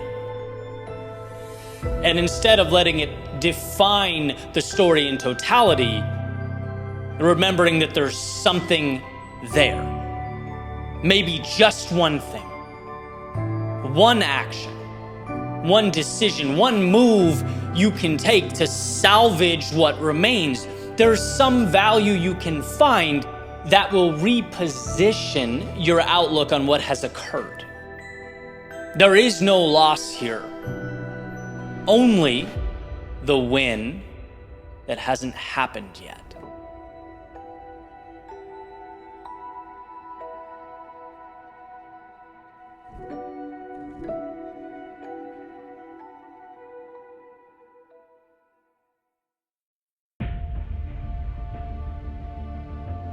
Imagine with me a world where you stopped segmenting out the difficulty in your life as other than, where you stopped seeing the turbulence as an obstacle to your journey. Imagine with me life as a symphony, where everything works together to create the whole, where the high notes, the low notes, the pauses, the rest, the tempo changes, all contribute to the overall theme. None of it's unimportant or dismissible. How could it be? Without the low notes, the high notes don't mean anything. Without the rest, you don't get the satisfaction and the power of the moment that music re-emerges. In fact, it was the contrast that created the magic to begin with. All of it is needed, even when you don't understand why. You don't know that this slow beginning, the breaks, the tempo changes, that it will all be the reason you are soon awed by the crescendo that awaits. And how could you? It's one flow. The journey points in one direction. You are in this for the ride. See, in our lives, the obstacles, the chaos, the confusion, they hurt. They're unsettling, so the inclination is to dismiss them, to push them away. This isn't what I need. This is void of value, so get rid of it, we tell ourselves. When in reality, those things are integral components to your song. They are what culminate into your final piece. They're bringing you to that crescendo. Doesn't mean you have to love the challenging times, of course not. But it does mean we should understand that even though we can't see it unfolding before our very eyes, it's all playing a role. My hurt made me stronger. My struggle injected meaning into my life. It made the song richer, the sound sweeter. Today is what it is because yesterday was what it was. And I know when I'm face to face with something that my gut instinct deems to be detrimental, that two things can in fact be true at once. That I need to work to right the ship, to repoint the compass, but also understand that the storm wasn't void of significance. The valley wasn't all for naught. It's gifted me new oceans to cross, new mountains to climb, and new perspective as I peer out over the view. So as you move through the dark, as you navigate the chaos of night, know that the light you're chasing is only meaningful because of the depths you are emerging from. Life beyond these shadows is not where the world begins. It's a continuation of an already beautiful journey you're on. It's your symphony in totality. See, the time will come when you'll look back and you'll be grateful for the so-called inconveniences that surround you now. Your heart needs the contrast that this adversity creates. Your soul depends on the hardship to understand the magnificence of life. It's why now, when it hurts, you must keep going. You have to keep going. You have to let the notes materialize into the beautiful song it will become, the masterpiece it was meant to become.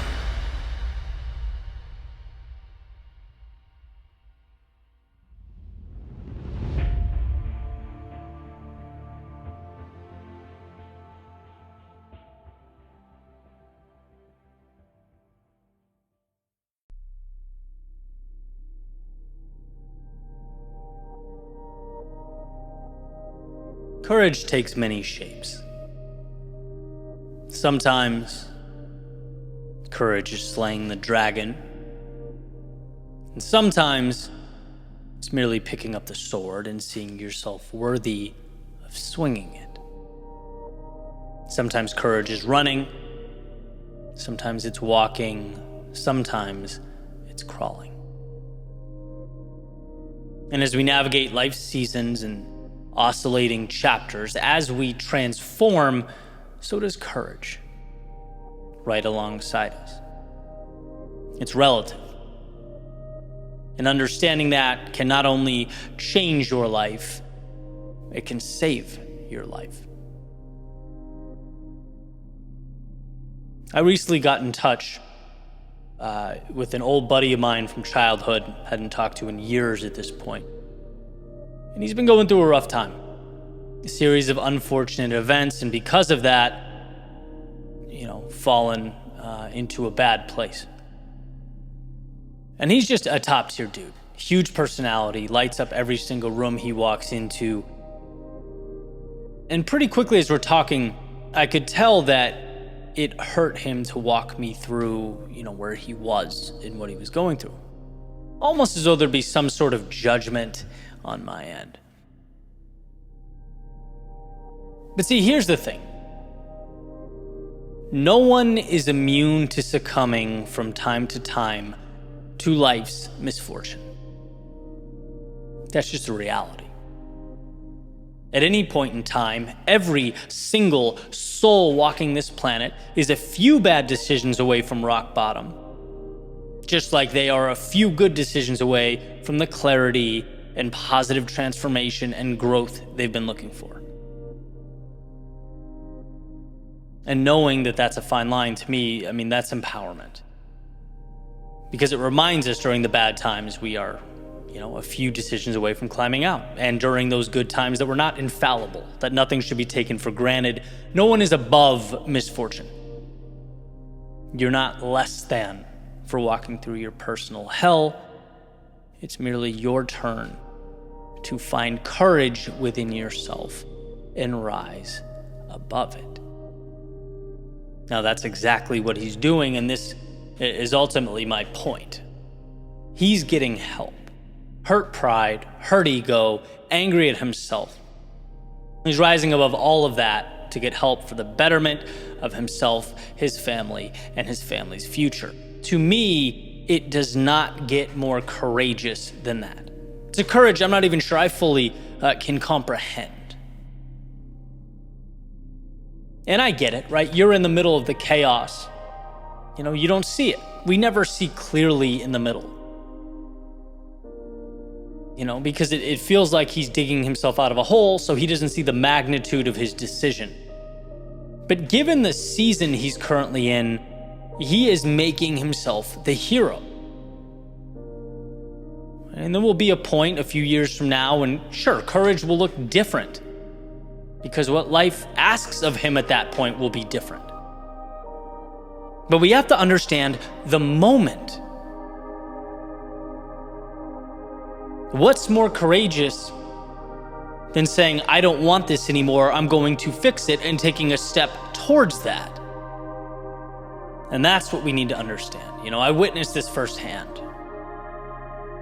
Especially in the, personal development world. I love consuming personal development on YouTube and podcasts and books and everywhere. And what I find is the message I need ebbs and flows depending on the season I'm in. Right? There are times, particularly in the first couple years of starting this business, where I'd need the Gary V's and Eric Thomases of the world every day to say, dude, get off your ass and do more. Stop hiding behind your excuses. Be better, right? And there are still days where I need exactly that. In those moments, courage for me meant overcoming the desire to cling to short-term fulfillment. Courage was doing what I needed to do, not what I wanted to do.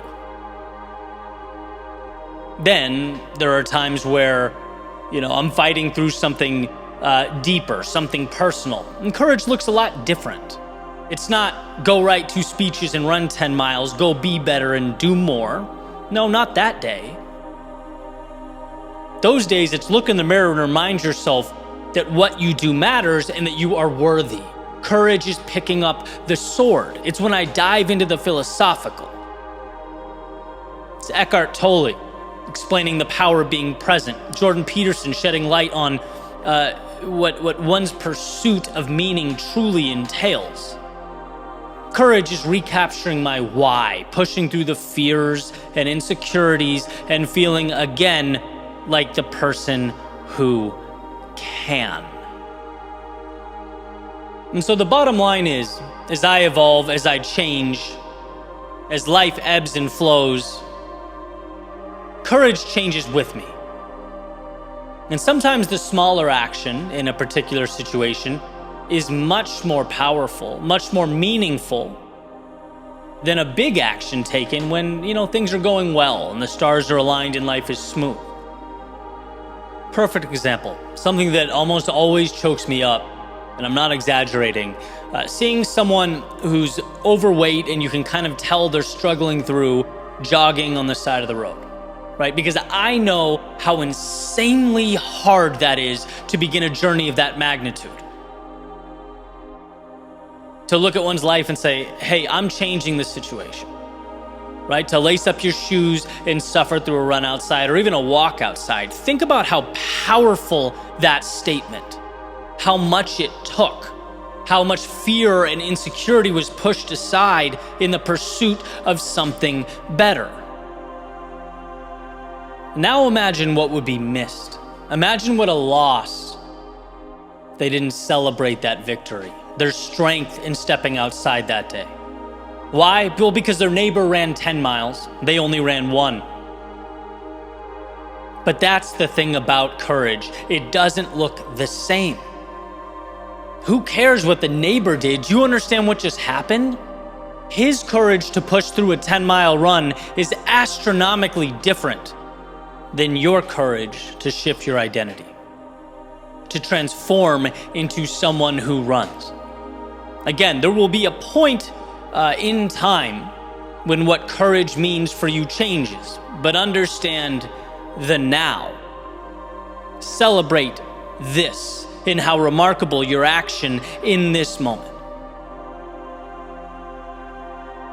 And I hope I'm able to communicate the variance there, right? Like sometimes Courage is finding a way through, the fire in your lungs and pain in your legs to get your split from 6 minutes a mile to 5 minutes and 45 seconds.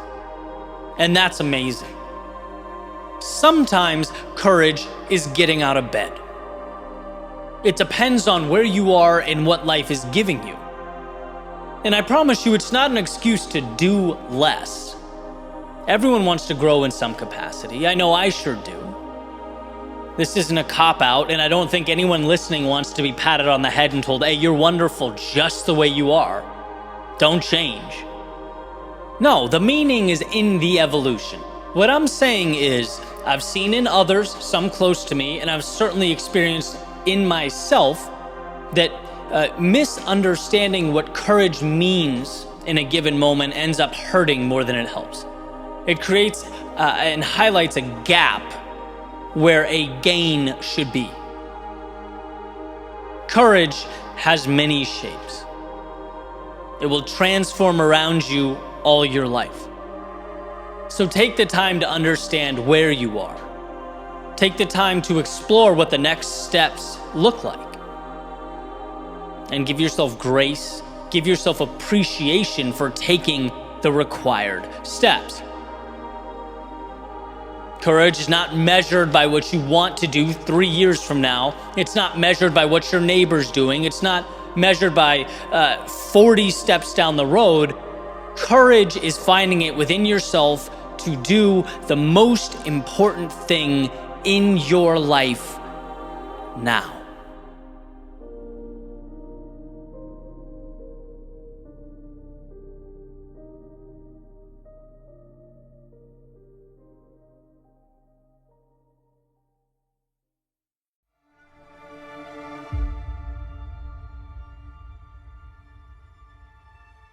You can only exist within the walls you've placed around yourself. So, question: where have you placed them? Think of the concept: you can only hit targets that you aim for, and expand it out. Because my point here is you can only exist in the plane that you have deemed to be real for you, that you have decided is reality. And if we think about that just on a common sense basis, it's pretty apparent, right? People don't do things that stretch beyond their perceived identity. If I don't think I'm capable of accumulating wealth, for example, I'm simply not going to do the things or take the necessary steps required to accumulate wealth. Why would I? If I don't think I can help or add value to others, I'm not going to do things in an attempt to help or add value to others. Using that example, that stuff would exist on the other side of those walls I've placed around myself. That's why deciding what those targets are is so important. Deciding what's real matters. Because if you set the scope too small, if your reality is void of all possibility and imagination, even if you win, you've conceded too much. The premise you've been basing your entire existence and your decisions on is so limited that you can win there and still lose overall, still leave everything on the table. And there's, a ton of examples of this. I commonly hear people refer to it with their work. I'm not crazy about what I'm doing, but how do I fix it? How do I learn to like this job? How do I exceed expectations in my role? How do I get a promotion so that I can bring in more income?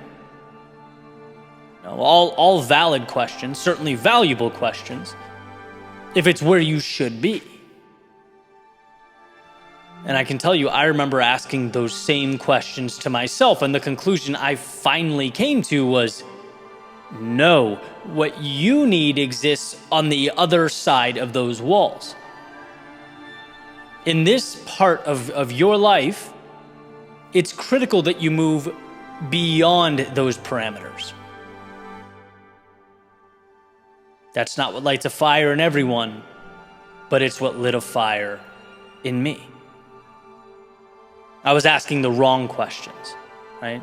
It was go over there and start your own business, start your own journey, start sharing the things you want to share. So what Alex Hormozi refers to as playing a different game altogether. And it's kind of a weird concept to grasp, that you can win the game you're playing and still end up losing, because you never thought to look for more. You never ventured to peer out over what was directly in front of you. This is a matter of self-reflection at its finest, because you'd never see those walls unless you really took the time to think about it, to be alone with yourself and ask those questions. It's the fun what ifs. What if I stopped doing those things I don't like and started doing what I love? What if I didn't accept this as what I have to do and instead took a different path altogether? What if I was capable of playing a different game? And what we find is that we're capable of some pretty incredible transformations. We're capable of taking what matters out of a less than ideal environment and recreating it somewhere that is ideal, that is conducive to our success in our growth and our evolution and our contentment. Instead of conceding so much and asking so few questions, why accept those limitations? So again, I ask, where have you built your walls and why? And what if you push them back, like lines in the sand meant to be redrawn? See, perhaps the income coming in is a direct result of you feeling like, hey, that's just what I make. Perhaps your fitness level is the result of you thinking, that's just how I am. Perhaps your friends and the people you surround yourself with are a result of you saying, it's just who I know. But there comes a point when new targets must be set and new lines drawn. At least if any type of evolution is going to occur. You don't have to perpetually navigate the revenue streams, fitness levels, and friend groups you have now. You can play a different game. Again, it's not always asking, how do I live within these walls? Exist within these circumstances? Sometimes the question is, how do I step into a new arena entirely?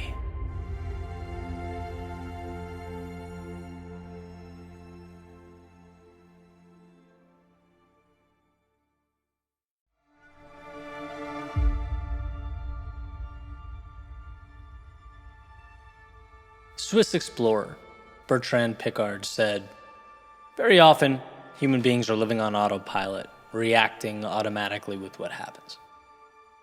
What interests me about the life of an explorer is you are in the unknown, you are out of your habits. And that's exactly what interests me. That contrast between the unknown and our habits.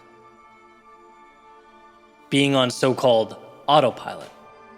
Right? Because a life without examination and reflection is going to be a life void of some pretty incredible things.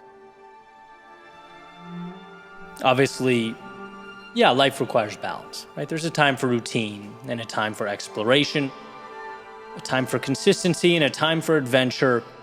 But overall, I think we very often forget how big the world and how small the piece of it in which we've given ourselves permission to exist. Now, admittedly, in the past, I've fallen victim to the doing without the thinking, but some of my greatest breakthroughs were realizing that, understanding that I had the ability to change. And here's a story that, in a unique way, emphasizes this. The other day I was on the plane, and it was watching some variation of Animal Planet, right? Specifically talking about animal migration, and a species of penguin came up. And these penguins hatch somewhere near New Zealand. When they're strong enough, the first thing they do is swim offshore thousands and thousands of kilometers to Antarctica for food. Here's what's interesting though. The narrator states, funny enough, they have everything they need right where they are. Right? Before they even start the journey, they have all the food they need. But still, mysteriously, they embark upon this trip, the longest single journey made by any penguin.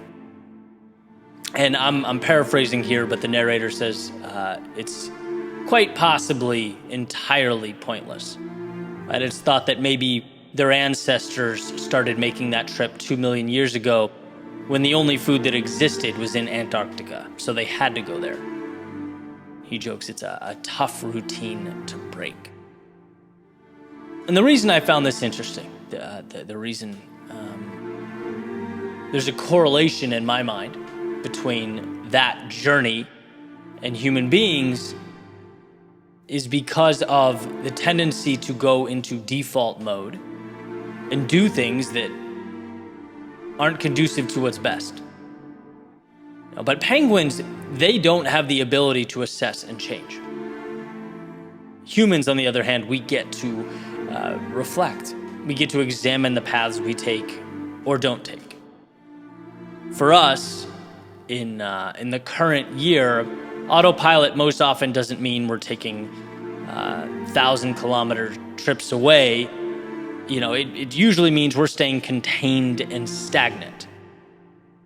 Our autopilot, our instinct is to place safety above everything else, to live in fear of the same lions that pursued us thousands of years ago, thinking they're still around every corner, right? When purpose is what we actually need, what we actually crave. But when we do not think, we are driven by fear, whether we realize it or not. We completely push away the unknown and accept the status quo. That's our default. That's our metaphorical trip to Antarctica. It's part of who we are. It's how our species survived. So it's nothing to be ashamed of, but to see that, acknowledge that, and then seek to change that in ourselves so that we can live in a way that's conducive to what's meaningful, that is a superpower. That's how you go from existing in the world to living in the world. What am I doing for the sake of doing? And how can I lock into the things that truly matter? Because that default setting, it won't take us to the promised land, right? So it's up to us. Do we adjust the path so that we get the most out of this short-lived time on Earth? Do we look beyond the routine of our day-to-day and make the changes, build the models, push the boundaries that create a new set of standards?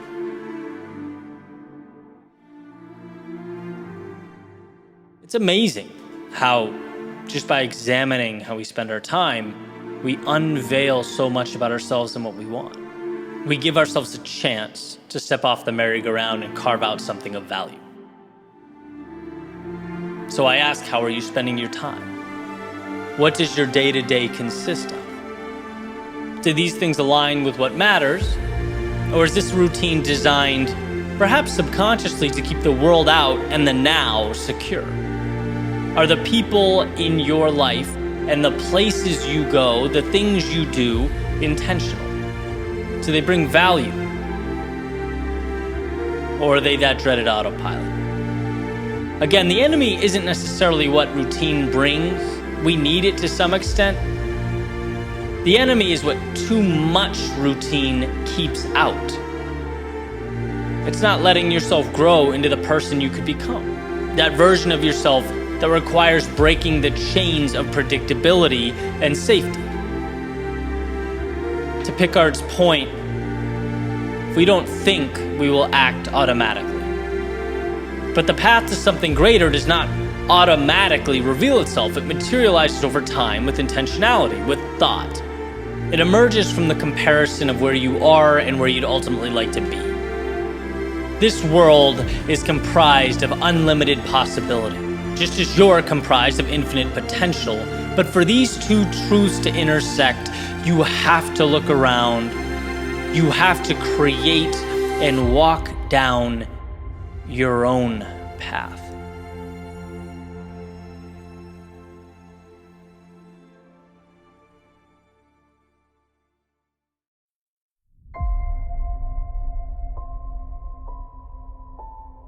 I was talking to my friend on the phone this morning, and he's been on a very long journey. A lot of highs, a lot of lows, but now he's doing incredibly well. He's heavily invested in real estate, has a very successful business. I mean, you talk about a turnaround, he's it. And he says, Eddie, do you know what the best part of all this is? When I get up in the morning, I think, yes. I don't think, oh man, I wish I could sleep just a few more minutes. I don't wish for a little longer in bed. I think, yes. And I found that moving. If that's not peak living, I don't know what is. The second your eyes open to be excited about what's to come, right? And so I asked him, Tom, what's the biggest mental change you made in your life that brought that about? And he said, essentially, this is a term used a lot by Dan Sullivan. He says, I learned to always be the buyer. Now, I'm just starting reading Sullivan's books, so I'm not too familiar with the idea. I said, Tom, can you expand upon that a little bit? Paraphrasing, he said, he started to look at life like he was worthy of it, like he was the decision maker, right? And I don't know if you've been there, I certainly have, where it's like, man, I hope this person accepts me. I hope they hire me. I hope I can be included. Now that's an existence of constantly selling yourself. But when you make that mental shift of instead saying, I have value to add to this person, I am the buyer here, you empower yourself, right? A buyer cannot get rejected. Instead of walking around hoping the world accepts you, it's having confidence in yourself and your ability. As my 8th grade teacher, Mr. Betancourt, used to say when we were kids, the worst thing you can do is hold your hands up to the sky and hope something of value falls into them. The worst thing you can do is take the power out of your hands and outsource it to fate. Because the truth is, you do have value to add. There is change you're going to make in the world. There's a beautiful mark on humanity to be created by you. And there must come a time where you see that as a valuable resource. You're on a mission. And it's not about other people saying yes or no to you. It's, do you want to allow these people to come along with you on your mission? Not selling yourself, but buying the pieces that will comprise your greatness. Subtle shift, but also a powerful one. And the reality is, people respect it, right? That's the crazy thing. When you find the courage to dig deep and unlock that confidence in yourself, you get more of it from others. And this is from experience, right? I've never been the loudest guy in the room, not an attention seeker. It's easier for me to listen, right? But I find that when you live with conviction, the world around you conforms. Respect finds you. People will never believe in someone who doesn't believe in him or herself. And this is kind of an interesting note. A good friend of mine has helped do some booking on podcasts and events, right? And part of that's trying to get speakers and personalities to participate. You have to explain to them the value. And this is what I found amazing. He says a formal, well thought out letter stating the ins and outs, how grateful the host would be, how beneficial the experience would be, gets ignored 99 times out of 100.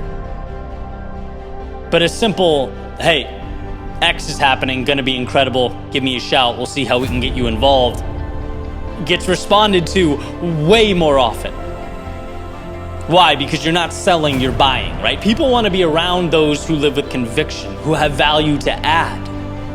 So make that clear, right? Instead of writing out those 4-paragraph emails asking the world for answers, for assistance. Now, you weren't put here to wait for permission, to tiptoe through life and not make any mistakes. You weren't put here to impress others or be accepted by those around you. You're here to live life on your terms, to make magic, to enjoy the passing moments with the ones you love, spent how you choose to spend them. Never forget how much you mean and how valuable you are. Never forget that you have every right to wake up and say, yes. I get to get out of bed today.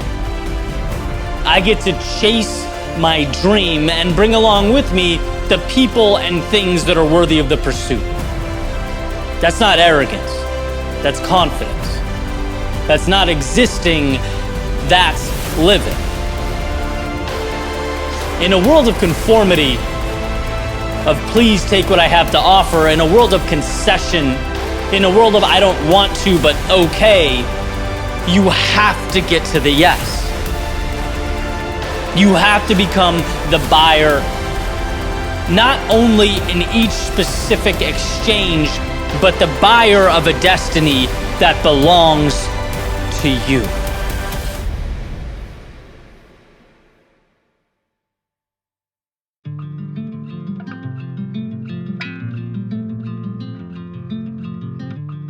Deciding who you'd like to be most often starts with leaving the parts of you you no longer want to carry around. So reminisce. Think back. Examine. Because you didn't just arrive at today. This moment is the result of thousands upon thousands of steps and conversations and decisions. Our lives are sculpted like ocean shores, one wave, one gust of wind at a time. And sure, there were certainly events that expedited the process. But the point is, holistically, landscapes take time to materialize, as did this one. But you're not confined to this moment. In fact, you, in and of itself, is an idea. You is a story that incorporates the things you used to do, places you used to go, people you used to know. You is not right now. You is how you summarize the path that created right now. But you can change, because you will always mean what you decide it does. So reminisce, think back, examine, and feel the warmth of the good times. Bask in the moments that lit up your soul. But don't be afraid to pull back the curtain on those things that, well, maybe you aren't too proud of. The things that no longer defined you, perhaps never defined you to begin with. Because see, before we cut ties with those stories and send them out to sea, we must do the hard work of recognizing what they are. Before we can identify the life to be lived, we have to be able to see the one that will live no more. And so it's okay to walk down that road. Those things are no longer you. They are ideas, old ideas, bad ideas, and so they will be relegated to the sands of time. They played their part, as everything does, and now it's time to detach. So reminisce. Think back, examine, grab what you love and let it become your guiding light. Take hold of the meaningful and pour it into the new you, the one you're making now, the one that matters now. You'll need it. Because the old you, it'll try to reemerge. It'll present itself in the shape of old faces with old expectations, old places connected to old habits, old stories. just don't want to end. But these characters, they played their part. And thank God they did, because now they're recognizable. Now you know to cut ties. I wish it weren't so. I think we all do, but sometimes life requires that we touch that burning hot stove in order to understand that it's hot. It's easy to dismiss these occurrences as a bad thing or wasted time, but I think they're a beautiful thing. Recognizing and mitigating our mistake leaves us with a new foundation to build on, a blank canvas. It makes you not a prisoner to yesterday's work, it makes you an artist again, a designer, a creator. So reminisce, think back and examine, but not to hold on. Reminisce to let go, to say the goodbyes that will make space for the hellos, to free yourself of excess that will make space for the necessities. You've spent a long time designing you. Some of it ideal, but all of it valuable in its own unique way. The reality is that now, in this current moment, not all of it needs to come with you. So reminisce, think back, examine, so that before you move ahead, you know exactly what needs to be left behind.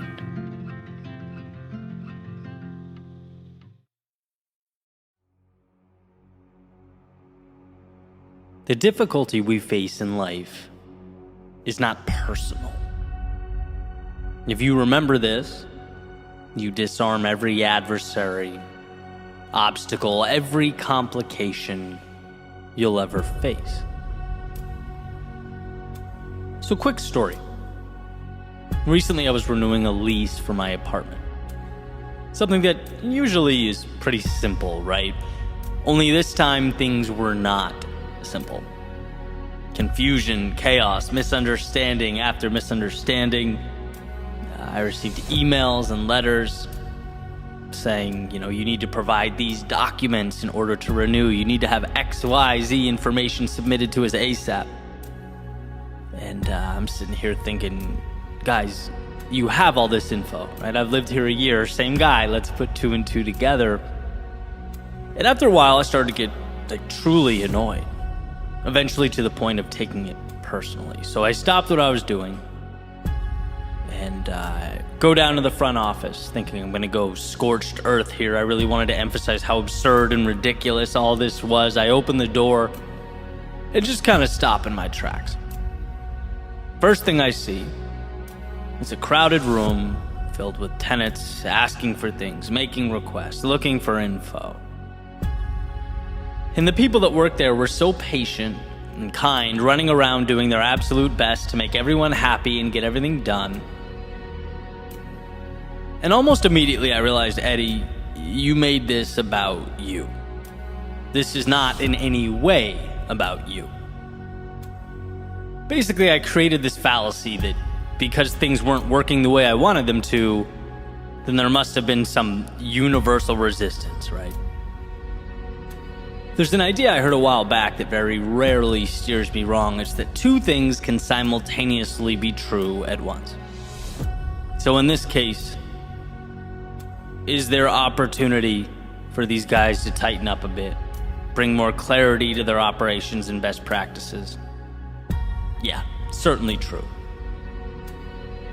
But on the other hand, was building this up as a them versus me match in my head dumb and counterproductive? Yes, also true. The world will always provide adversity, right? That's not news to anyone. It's just what the world does. That adversity will take 1,000 different shapes and appear in infinite number of ways. But here's the deal. Life is neutral. Things just happen. They aren't good or bad. They just exist in the ether. We, as storytellers, decide to put a charge into things. We decide whether it's happening to us or for us. We choose. And that's the takeaway here. There's power in remembering not to take things personally in any aspect of life.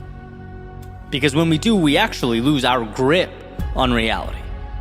We become emotional and not rational. And this is visible everywhere. Right? Take rejection, for example, something we all deal with. It's not personal. The person on the other end is thinking about themselves. They're locked in on their own incentives. They're not thinking about you, and however you feel about this, it's just the truth. So assess the situation. Sure, maybe find some areas where you can improve and carry on. Being mistreated. Again, not about you. As the saying goes, hurt people hurt people. Same goes for criticism and hate online, right? Something that a lot of people truly fear. It will almost always be true that people who are more accomplished than you or further along in their career trajectory won't waste time bringing you down in the comment section. No, it's people saying things hoping that their comments will get approval and attention so they can feel validated. Their actions are being carried out for, ready for this, themselves. And to misdiagnose or take it as a shot to the heart, well, that's creating a battle scenario that doesn't need to exist. It's not them versus you, it's them versus them. You're just in the crossfire. Now, does this perspective or point to not take things personally mean that we abdicate personal responsibility? Does it mean we say, well, it's not me, it's the world, so not my problem? No, of course not. Right? This perspective gives you the power to do the right things and the necessary things because you understand that the problems you face are not a giant indictment of you as a person. Getting angry creates a scenario where, you reallocate your energy from doing what's best for you to instead being mad at him or her or this group or that circumstance or the world in general. Bad things happen, and by the way, they happen to everyone. Everyone gets rejected at some point. Everyone gets let down by people close to them at some point. Everyone loses their way at some point. Everyone has their expectations fall short. Everyone has pushback. It's not just you. It's the world doing what the world does. And there's 8 billion of us running around operating in our best interest, trying to navigate a big, crazy world that's often incredibly difficult to understand. So with this perspective, right, going forward, my lesson from a few weeks ago, what would I have done differently during all that chaos with the apartment? A handful of things. Right? First of all, remind myself that in the grand scheme of things, it's trivial. It's just not that important. 2, understand incentives. Right? These folks aren't trying to make things hard for me. They're trying to do their jobs well so they can live their best lives, which brought their attention to other things. It happens. And 3, when you're calm, you can actually solve the problems at hand. When you don't stack your problems up to look like adversaries working against you, when you instead see them as merely a challenge or puzzle to be solved, life starts to look a lot different. It just feels different to walk around as though life is on your side, as though hardship is nothing more than the water necessary for the seed to grow, as though all those challenges you face are opportunities being presented to you. Because I'm not sure you can simultaneously fight and solve. I think one of our most important decisions is to select one. You can make the rejection an opponent, the criticism a rival. You can make the disorder your nemesis. Or you can realize that all of it falls squarely into the box that is life. Pieces to be taken out one by one so that you can construct the ideal. Life comes down to the advantages that exist all around us, the choices we make, to live freely with the wind at our backs, or confined by the walls we build around ourselves. And sure, your current obstacles might be because of decisions you've made, maybe even decisions you wish you could take back. But the current moment, right now, in this second, is neutral. It does not hold a grudge or have an agenda. Now, right now, is simply right now, in the same way that 2 + 2 is 4. 4 is not good or bad. It doesn't want you to win or lose. It's just 4.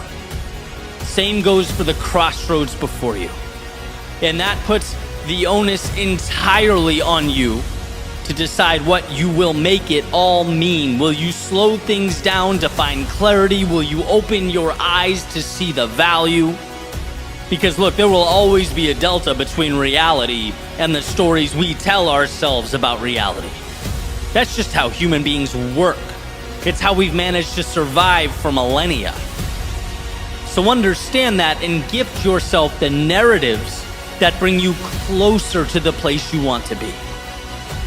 The road before you will be challenging, not because its pushback is personal, but because amidst the resistance, you'll find the components you need to live your very best life.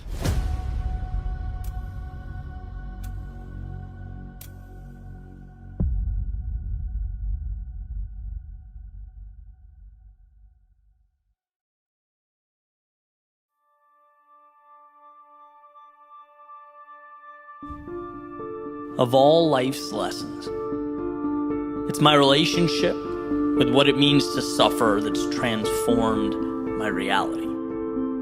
Something that's learned, not unlike one's ability to read or write. An understanding that unlocks the door to fulfillment. Nietzsche says, to live is to suffer, to survive is to find meaning in the suffering. Dostoevsky says pain and suffering are always inevitable for a large intelligence and deep heart. The really great men must, I think, have great sadness on earth. Helen Keller says, although the world is full of suffering, it's also full of the overcoming of it. Our problem is not that we suffer. Our problem is that we don't know how to perceive it when it inevitably arrives. We're taught that it's synonymous with a giant street sign saying wrong way. We're taught that the perfect life is free of its grasp. It's why when suffering does arrive, we're so inclined to run from it. I reference my experience as a D1 rower often, not because I stood out or even really because of my love for the sport. I reference it because it is the point in my life when I learned to suffer. When I learned what I could put my body through, my mind through, and see that like all things, discomfort simply ends, and life is different on the other side. That's why I talk about waking up to go to the gym in the morning when it's still dark in the middle of winter, the practices that made me throw up, having 3 exams, 2 papers, but thinking about a 2K test. Because part of me couldn't believe I was doing it, because up until that point in my life, I would have simply said no. That's why I reference the 3 of us walk-ons that were there senior year out of the 60 plus that showed up freshman year. We built a relationship with suffering. You understand what opens up to you when you agree to, for a moment in time, walk through those flames of hell. It's not a trick or a complex formula. It's just taking yourself to places most haven't learned to go. Not because they can't, but because they haven't learned. When you know you can push yourself far beyond what you thought possible, not only survive, but come back renewed, re-energized, a different understanding of the world. It's hard to see anything as too much or outside the realm of possibility. In my personal life, I can make difficult decisions. In my professional life, I can sit down and write when I don't want to. When I feel like I can't, I can take on projects that scare me. that take me so far outside my comfort zone, my ceilings have no choice but to become floors. You elevate yourself with each yes. Gustave Lanson says, there is no art without commitment and suffering. That is not a demon to be avoided. It's truly the beginning of everything. Jocko, he says, discipline equals freedom. Well, what is discipline? If not one's ability to accept and harness suffering, to teach yourself not to step back, but forward into it, into the chaos, into the disarray. That's where our lives are assembled. It's where we are made.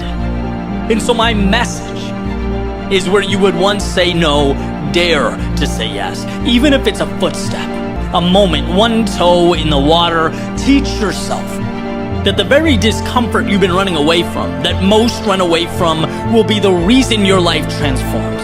Change isn't a miracle. It's a decision.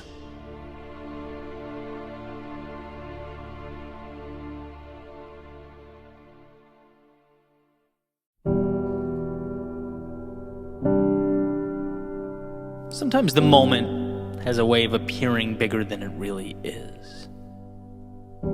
A facade. Let me explain. There was this kid when I was in first grade. Let's just call him Mike. And what Mike would do was follow us all around the classroom and outside at recess.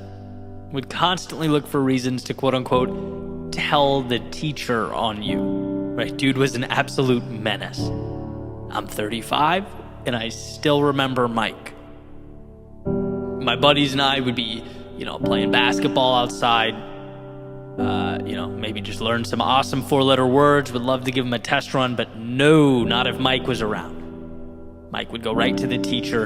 And see, we feared Mike because we feared being in trouble. Now, as time passes, you look back and realize how absolutely ridiculous that is. I want to shake younger me and say, who cares about Mike? Go live your life. He doesn't matter. But the reality is, at the time, he did matter. He mattered a lot because he was the personification of what was most scary to us in the moment. Right? As a child, avoiding being in trouble or timeout or whatever it was seemed to be a big deal. And here's what I think. I think every chapter of life has a Mike. Not in the literal sense, but in the sense that there's something we fear, something that consumes our time and attention, something that's been inflated to a state far greater than it really should have been, that has an impact disproportionate to reality. Because as real as it seems in the moment, a few years down the road, we'll do the usual, shake our head and laugh about the seemingly obvious lack of perspective during that chapter. Hindsight being 20/20, we'll be shocked we couldn't see what we eventually came to see. But that's what growth is. It's a good thing. We want to evolve. No one wants to be the same in 10 years, see life the same way in 10 years. But it's also an opportunity to obtain some perspective, to understand that our current fears aren't all we've built them up to be. We just can't see it yet. Unfortunately, the dust has to settle before the picture makes sense. Just like right now, we can't judge the world around us the same way historians will be able to with clarity. That's why I often reference Bronnie Ware's top 5 regrets of the dying, because it's a list of things people in their final stages of life look back on and say, yeah, that was dumb. It's people who have already walked the path, pointing out the metaphorical Mikes they've encountered along the way, because here's the deal. The root of our stagnation, the root of our frustration, our despair, comes down to fear in some capacity. Right? When you dig deep, it's a fear of leaving or staying, a fear of criticism, fear of unknowns, fear of letting down the people we do know. Our demons are manufactured. They're comprised of fear that, sure, we'll eventually laugh and shrug off. But oh, the power in being able to fast forward that sequence. to understand that life is too short to be held down by chains of our own making, right? How about laughing in the face of what intimidates you now? Not 5 years from now, but now. How about looking around and asking yourself what obstacles in your life are Mike-esque? How about breaking our constraints down into what they've always been, manageable tasks? Simply waiting for us to change the narrative. If you aren't pursuing that which is meaningful, it's most likely because somewhere deep down, fear is holding you back. And that fear is holding you back because, let's face it, you've let it in. See, the moment is beautiful. It's powerful. It has everything you need, but it's not bigger than you. It never will be bigger than you. So let's not wait for some arbitrary time in the future to arrive at that conclusion.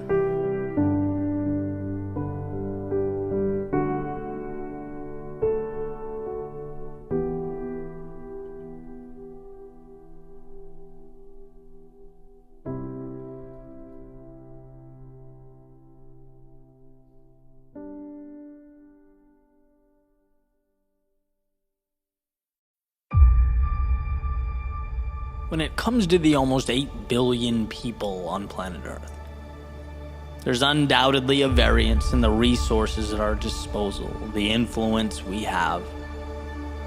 What we all share is the ability to rule over our own lives, our own thoughts. As Thoreau said, think for yourself, or others will think for you without thinking of you. See, life moves quickly.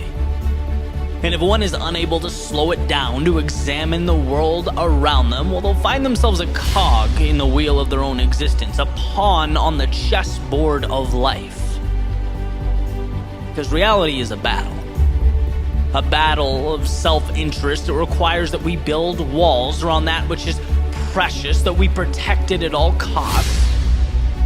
Your worldview is the foundation for everything of value in your life, yet it's constantly under attack.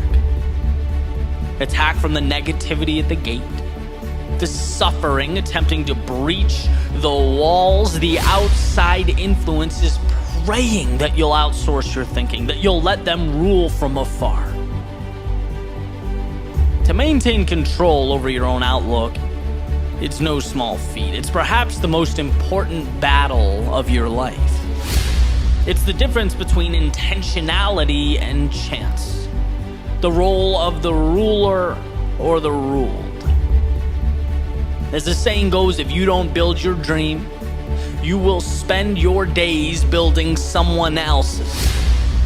If you don't ask yourself what you want in life, those needs will ultimately be buried under nonsensical obligation that takes their place. Where there are vacuums in awareness, they will be filled, usually not by actors with the same interests as you. See, mistakes are not the problem. No, mistakes mean you're present, driving towards something, collecting data for this experiment that is life. It's autopilot that destroys. Like that frog put in a pot, heating up so slowly it never knows to jump out. The external world becomes its demise. And this message isn't to instill fear or intimidate, it's to remind you to ask the question that so few ask. How is my life best lived, and what can I do to bring that to reality? If you can think for yourself, you're never out of the fight. If you can think for yourself, you're always a decision away from advancement in the direction of that which matters most. So trust you to do what's right for you. In a world where no one knows what they're doing, I can assure you, you don't need external endorsements or stamps of approval. Take Robert Frost's road less traveled by and don't look back. Don't feel remorse. That's where you're forced to find yourself, to ask the tough questions, to embrace who you are. Because the crowd is antithetical to rationality. Not just because responsibility dissipates. Not just because human beings become essentially well-dressed chimpanzees, but because rarely on the micro level is the collective goal your goal. Have the courage to see that. Have the courage to understand that life is not an instruction manual. Everything around you, you have in one way or another accepted. And in accepting it, you have chosen it. By not saying no, you have in fact said yes. So realize that the world around you doesn't change until your thoughts become the bridge that connects current to future, today to tomorrow. Until you realize life can't make you a victim or a pawn on its chessboard without your permission, whether implicitly or explicitly. No, you have the ability to think, control, orchestrate something greater than what's in front of you. Let today be your next courageous step in the direction of that reality.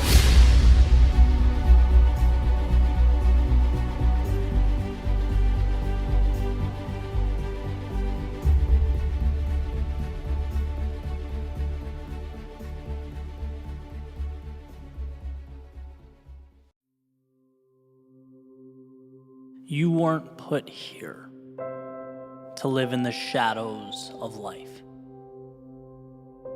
to exist beyond the sun's grasp, to stay on the outside, looking in. No, you weren't put here to live in the shadows of life. It's important to remember the difference between now and forever, the distinction between today and tomorrow, because from time to time they look deceptively similar. Especially when we inevitably find ourselves in the darkest of times. When despite our best efforts, our world is reduced to shadows, void of hope.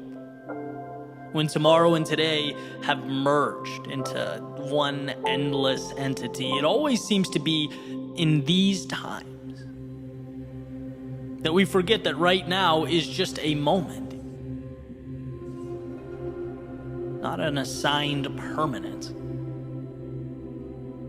but a bridge to something great. As Viktor Frankl says, if there is meaning in life at all, then there must be meaning in suffering. We all suffer, we all hurt, we all go through periods of time where we can't see or hear or feel anything beyond the darkness we find ourselves in, but it's there. Darkness cannot be defined without light. It's in the definition. Darkness is a partial or total absence of light. They need each other, darkness and light. The one thing that can bring darkness to its knees is out there, everywhere, all around it. And if there was ever a reason to be hopeful, enthusiastic, if there's ever a reason to believe, it's that a new life is always a light switch away. It's that darkness is as temporary as the day. And the antidote requires only that you believe it to be true. Only that you find the resolve to reach one foot out, to remind yourself of the sun's warmth and the infinite beauty of a world beyond this temporary darkness, because you weren't put here to live in the shadows of life, but to reemerge like a rocket through the Earth's stratosphere, to swing from star to star like life is a playground and you make the rules. And I think when we look back, we'll be nothing but grateful for those times of darkness. They, in a sense, prepared us for the road ahead by giving us what we need most: perspective, life lessons, a roadmap to follow. Because you don't appreciate the light, the sun, The clear blue skies, the wind on your face, the sound of the waves, the chirping of the birds. No, you don't see the beauty in any of that until, even if for a moment, it is taken away. You don't learn about life's abundance until you come face to face with scarcity. You don't learn to give until you've had your world taken away. You don't learn to love until you've experienced heartbreak. You don't learn courage until you've been overcome by fear. You don't learn to grow until you've been truly stuck. You don't learn to believe until you've looked in the mirror and doubt peers back. You don't know who you are until you learn what you're not. See, everyone finds themselves having wandered into the dark, sometimes of their own volition, sometimes of fate. But like leaves changing color in the fall, the earth on its journey around the sun, a wave emerging and falling back into that which it came, it is not an end, but a beginning. Life's way of preparing us for what's to come, introducing us to the infinite possibility of tomorrow, because you weren't put here to live in the shadows of life, but to emerge from them, to light up the world. No, you weren't put here to live in the shadows of life.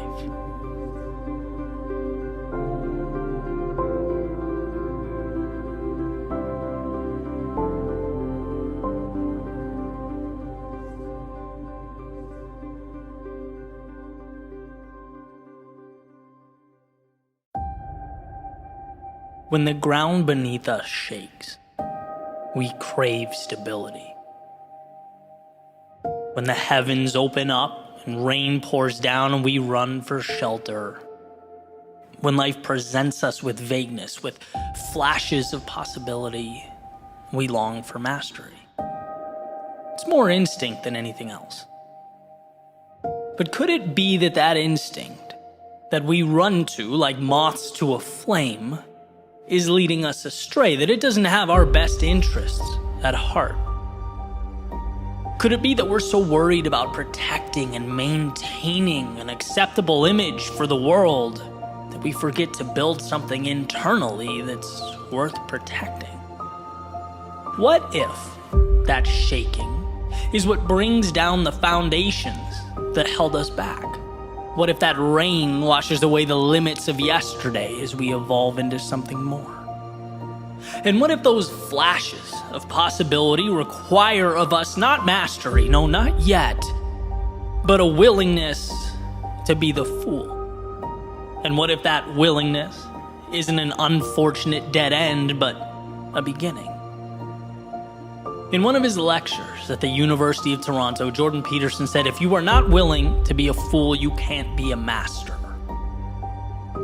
In the cycle that is self-discovery, that is growth, we have to at some point step into an arena that's foreign to us, that we don't yet understand. We have to be willing to operate with inadequate resources, trusting that, they'll be picked up along the way.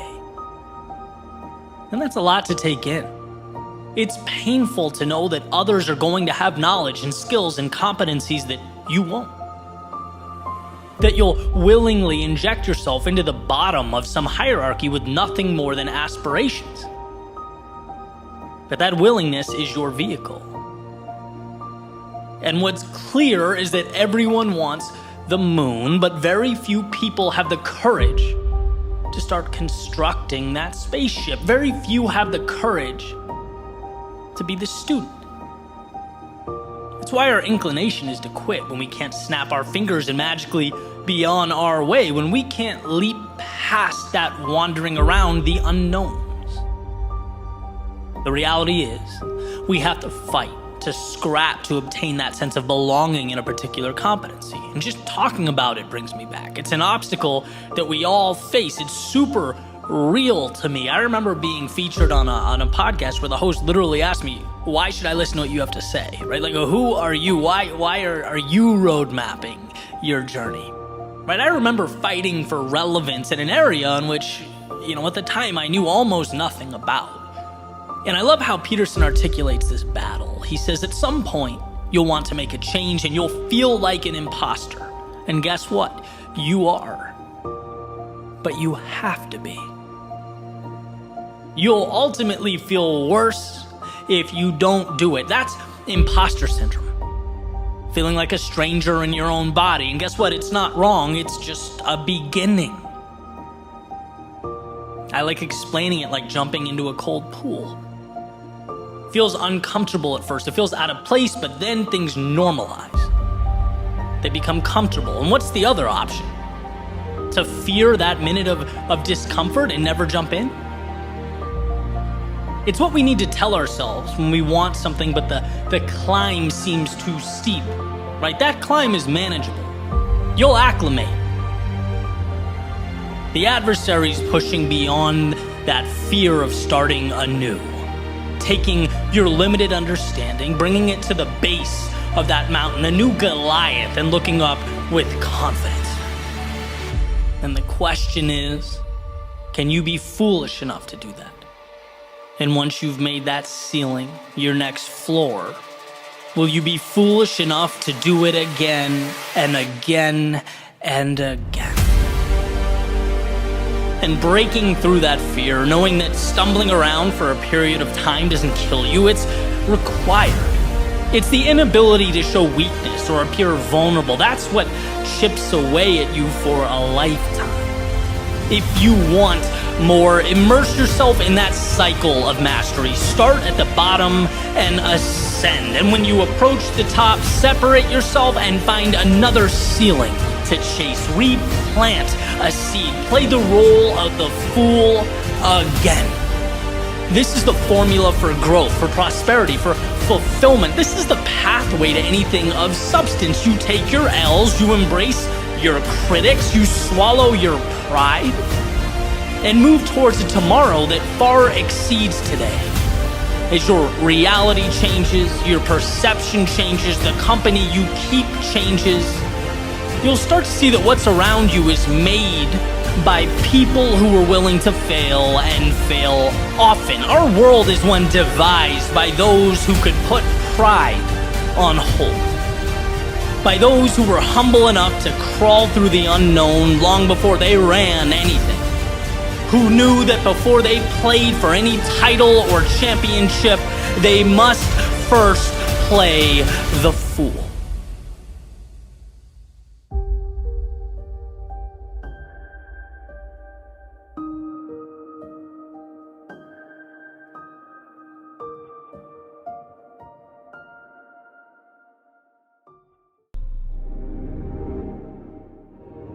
Your eyes do not create, they obey. They are projectors that play the stories your mind has written. Messengers, delivering pictures you've already painted. So you win or lose long before they open. Your outcome's decided long before they see a thing. Your outlook is not a reflection of the world around you, it's a reflection of the world within you. And I wonder how we can be so lucky as to have the opportunity to literally create our own reality, yet we position ourselves so that we're disadvantaged. We act as though the wake of the boat is more powerful than the wheel that steers it. We remind ourselves of the obstacles, instead of reassuring ourselves that we possess the ability to get around anything and everything that stops us. If we can create our own landscapes, why insert storms? If we can define our own rules, why penalize our progress? If we're capable of feats beyond our wildest dreams, why do we instruct our eyes to see stop signs? Your eyes long to see the world as it was meant to be seen. With its color, its fullness, its beauty, its perfection. why not give them permission? See, there is no use for the negative. The downside brings you nothing. There is no value to be obtained or acquired from what doesn't push you. The solution is simple. If it doesn't make you stronger, let your eyes see beyond it. Refocus, re-examine, because I promise you the answers you need are in the same frame as the things that hold you back. The problems, they are the solutions. The opportunities, they are the risk. Life is that portrait, but it is entirely open to interpretation. See, the same people that see beauty, that find magnificence, they will always see it. They will always find it. In the downtimes, the winter periods of life, they'll feel it during the days when we look up and we wonder how in the hell these dots connect. They will run towards the chaos, find answers while others see what's not there. Eyes are the tunnel in which all that data is transferred, but understand this, it doesn't begin externally and flow into your brain. No, reality, as you know it, it starts within and is projected out, pouring into every step you take, every handshake, every time you look up and smile. You are painting the world colors that correspond to your story, your paint by number. And when you can only see the things you don't want to see, when negativity bias latches on and attempts to hold you in place, realize that you are letting the wrong info in, subscribing to what doesn't serve you. So simply change the channel, step back, and look again one more time, because you are the author of your own story. So see it as you want to. Live it on your own terms.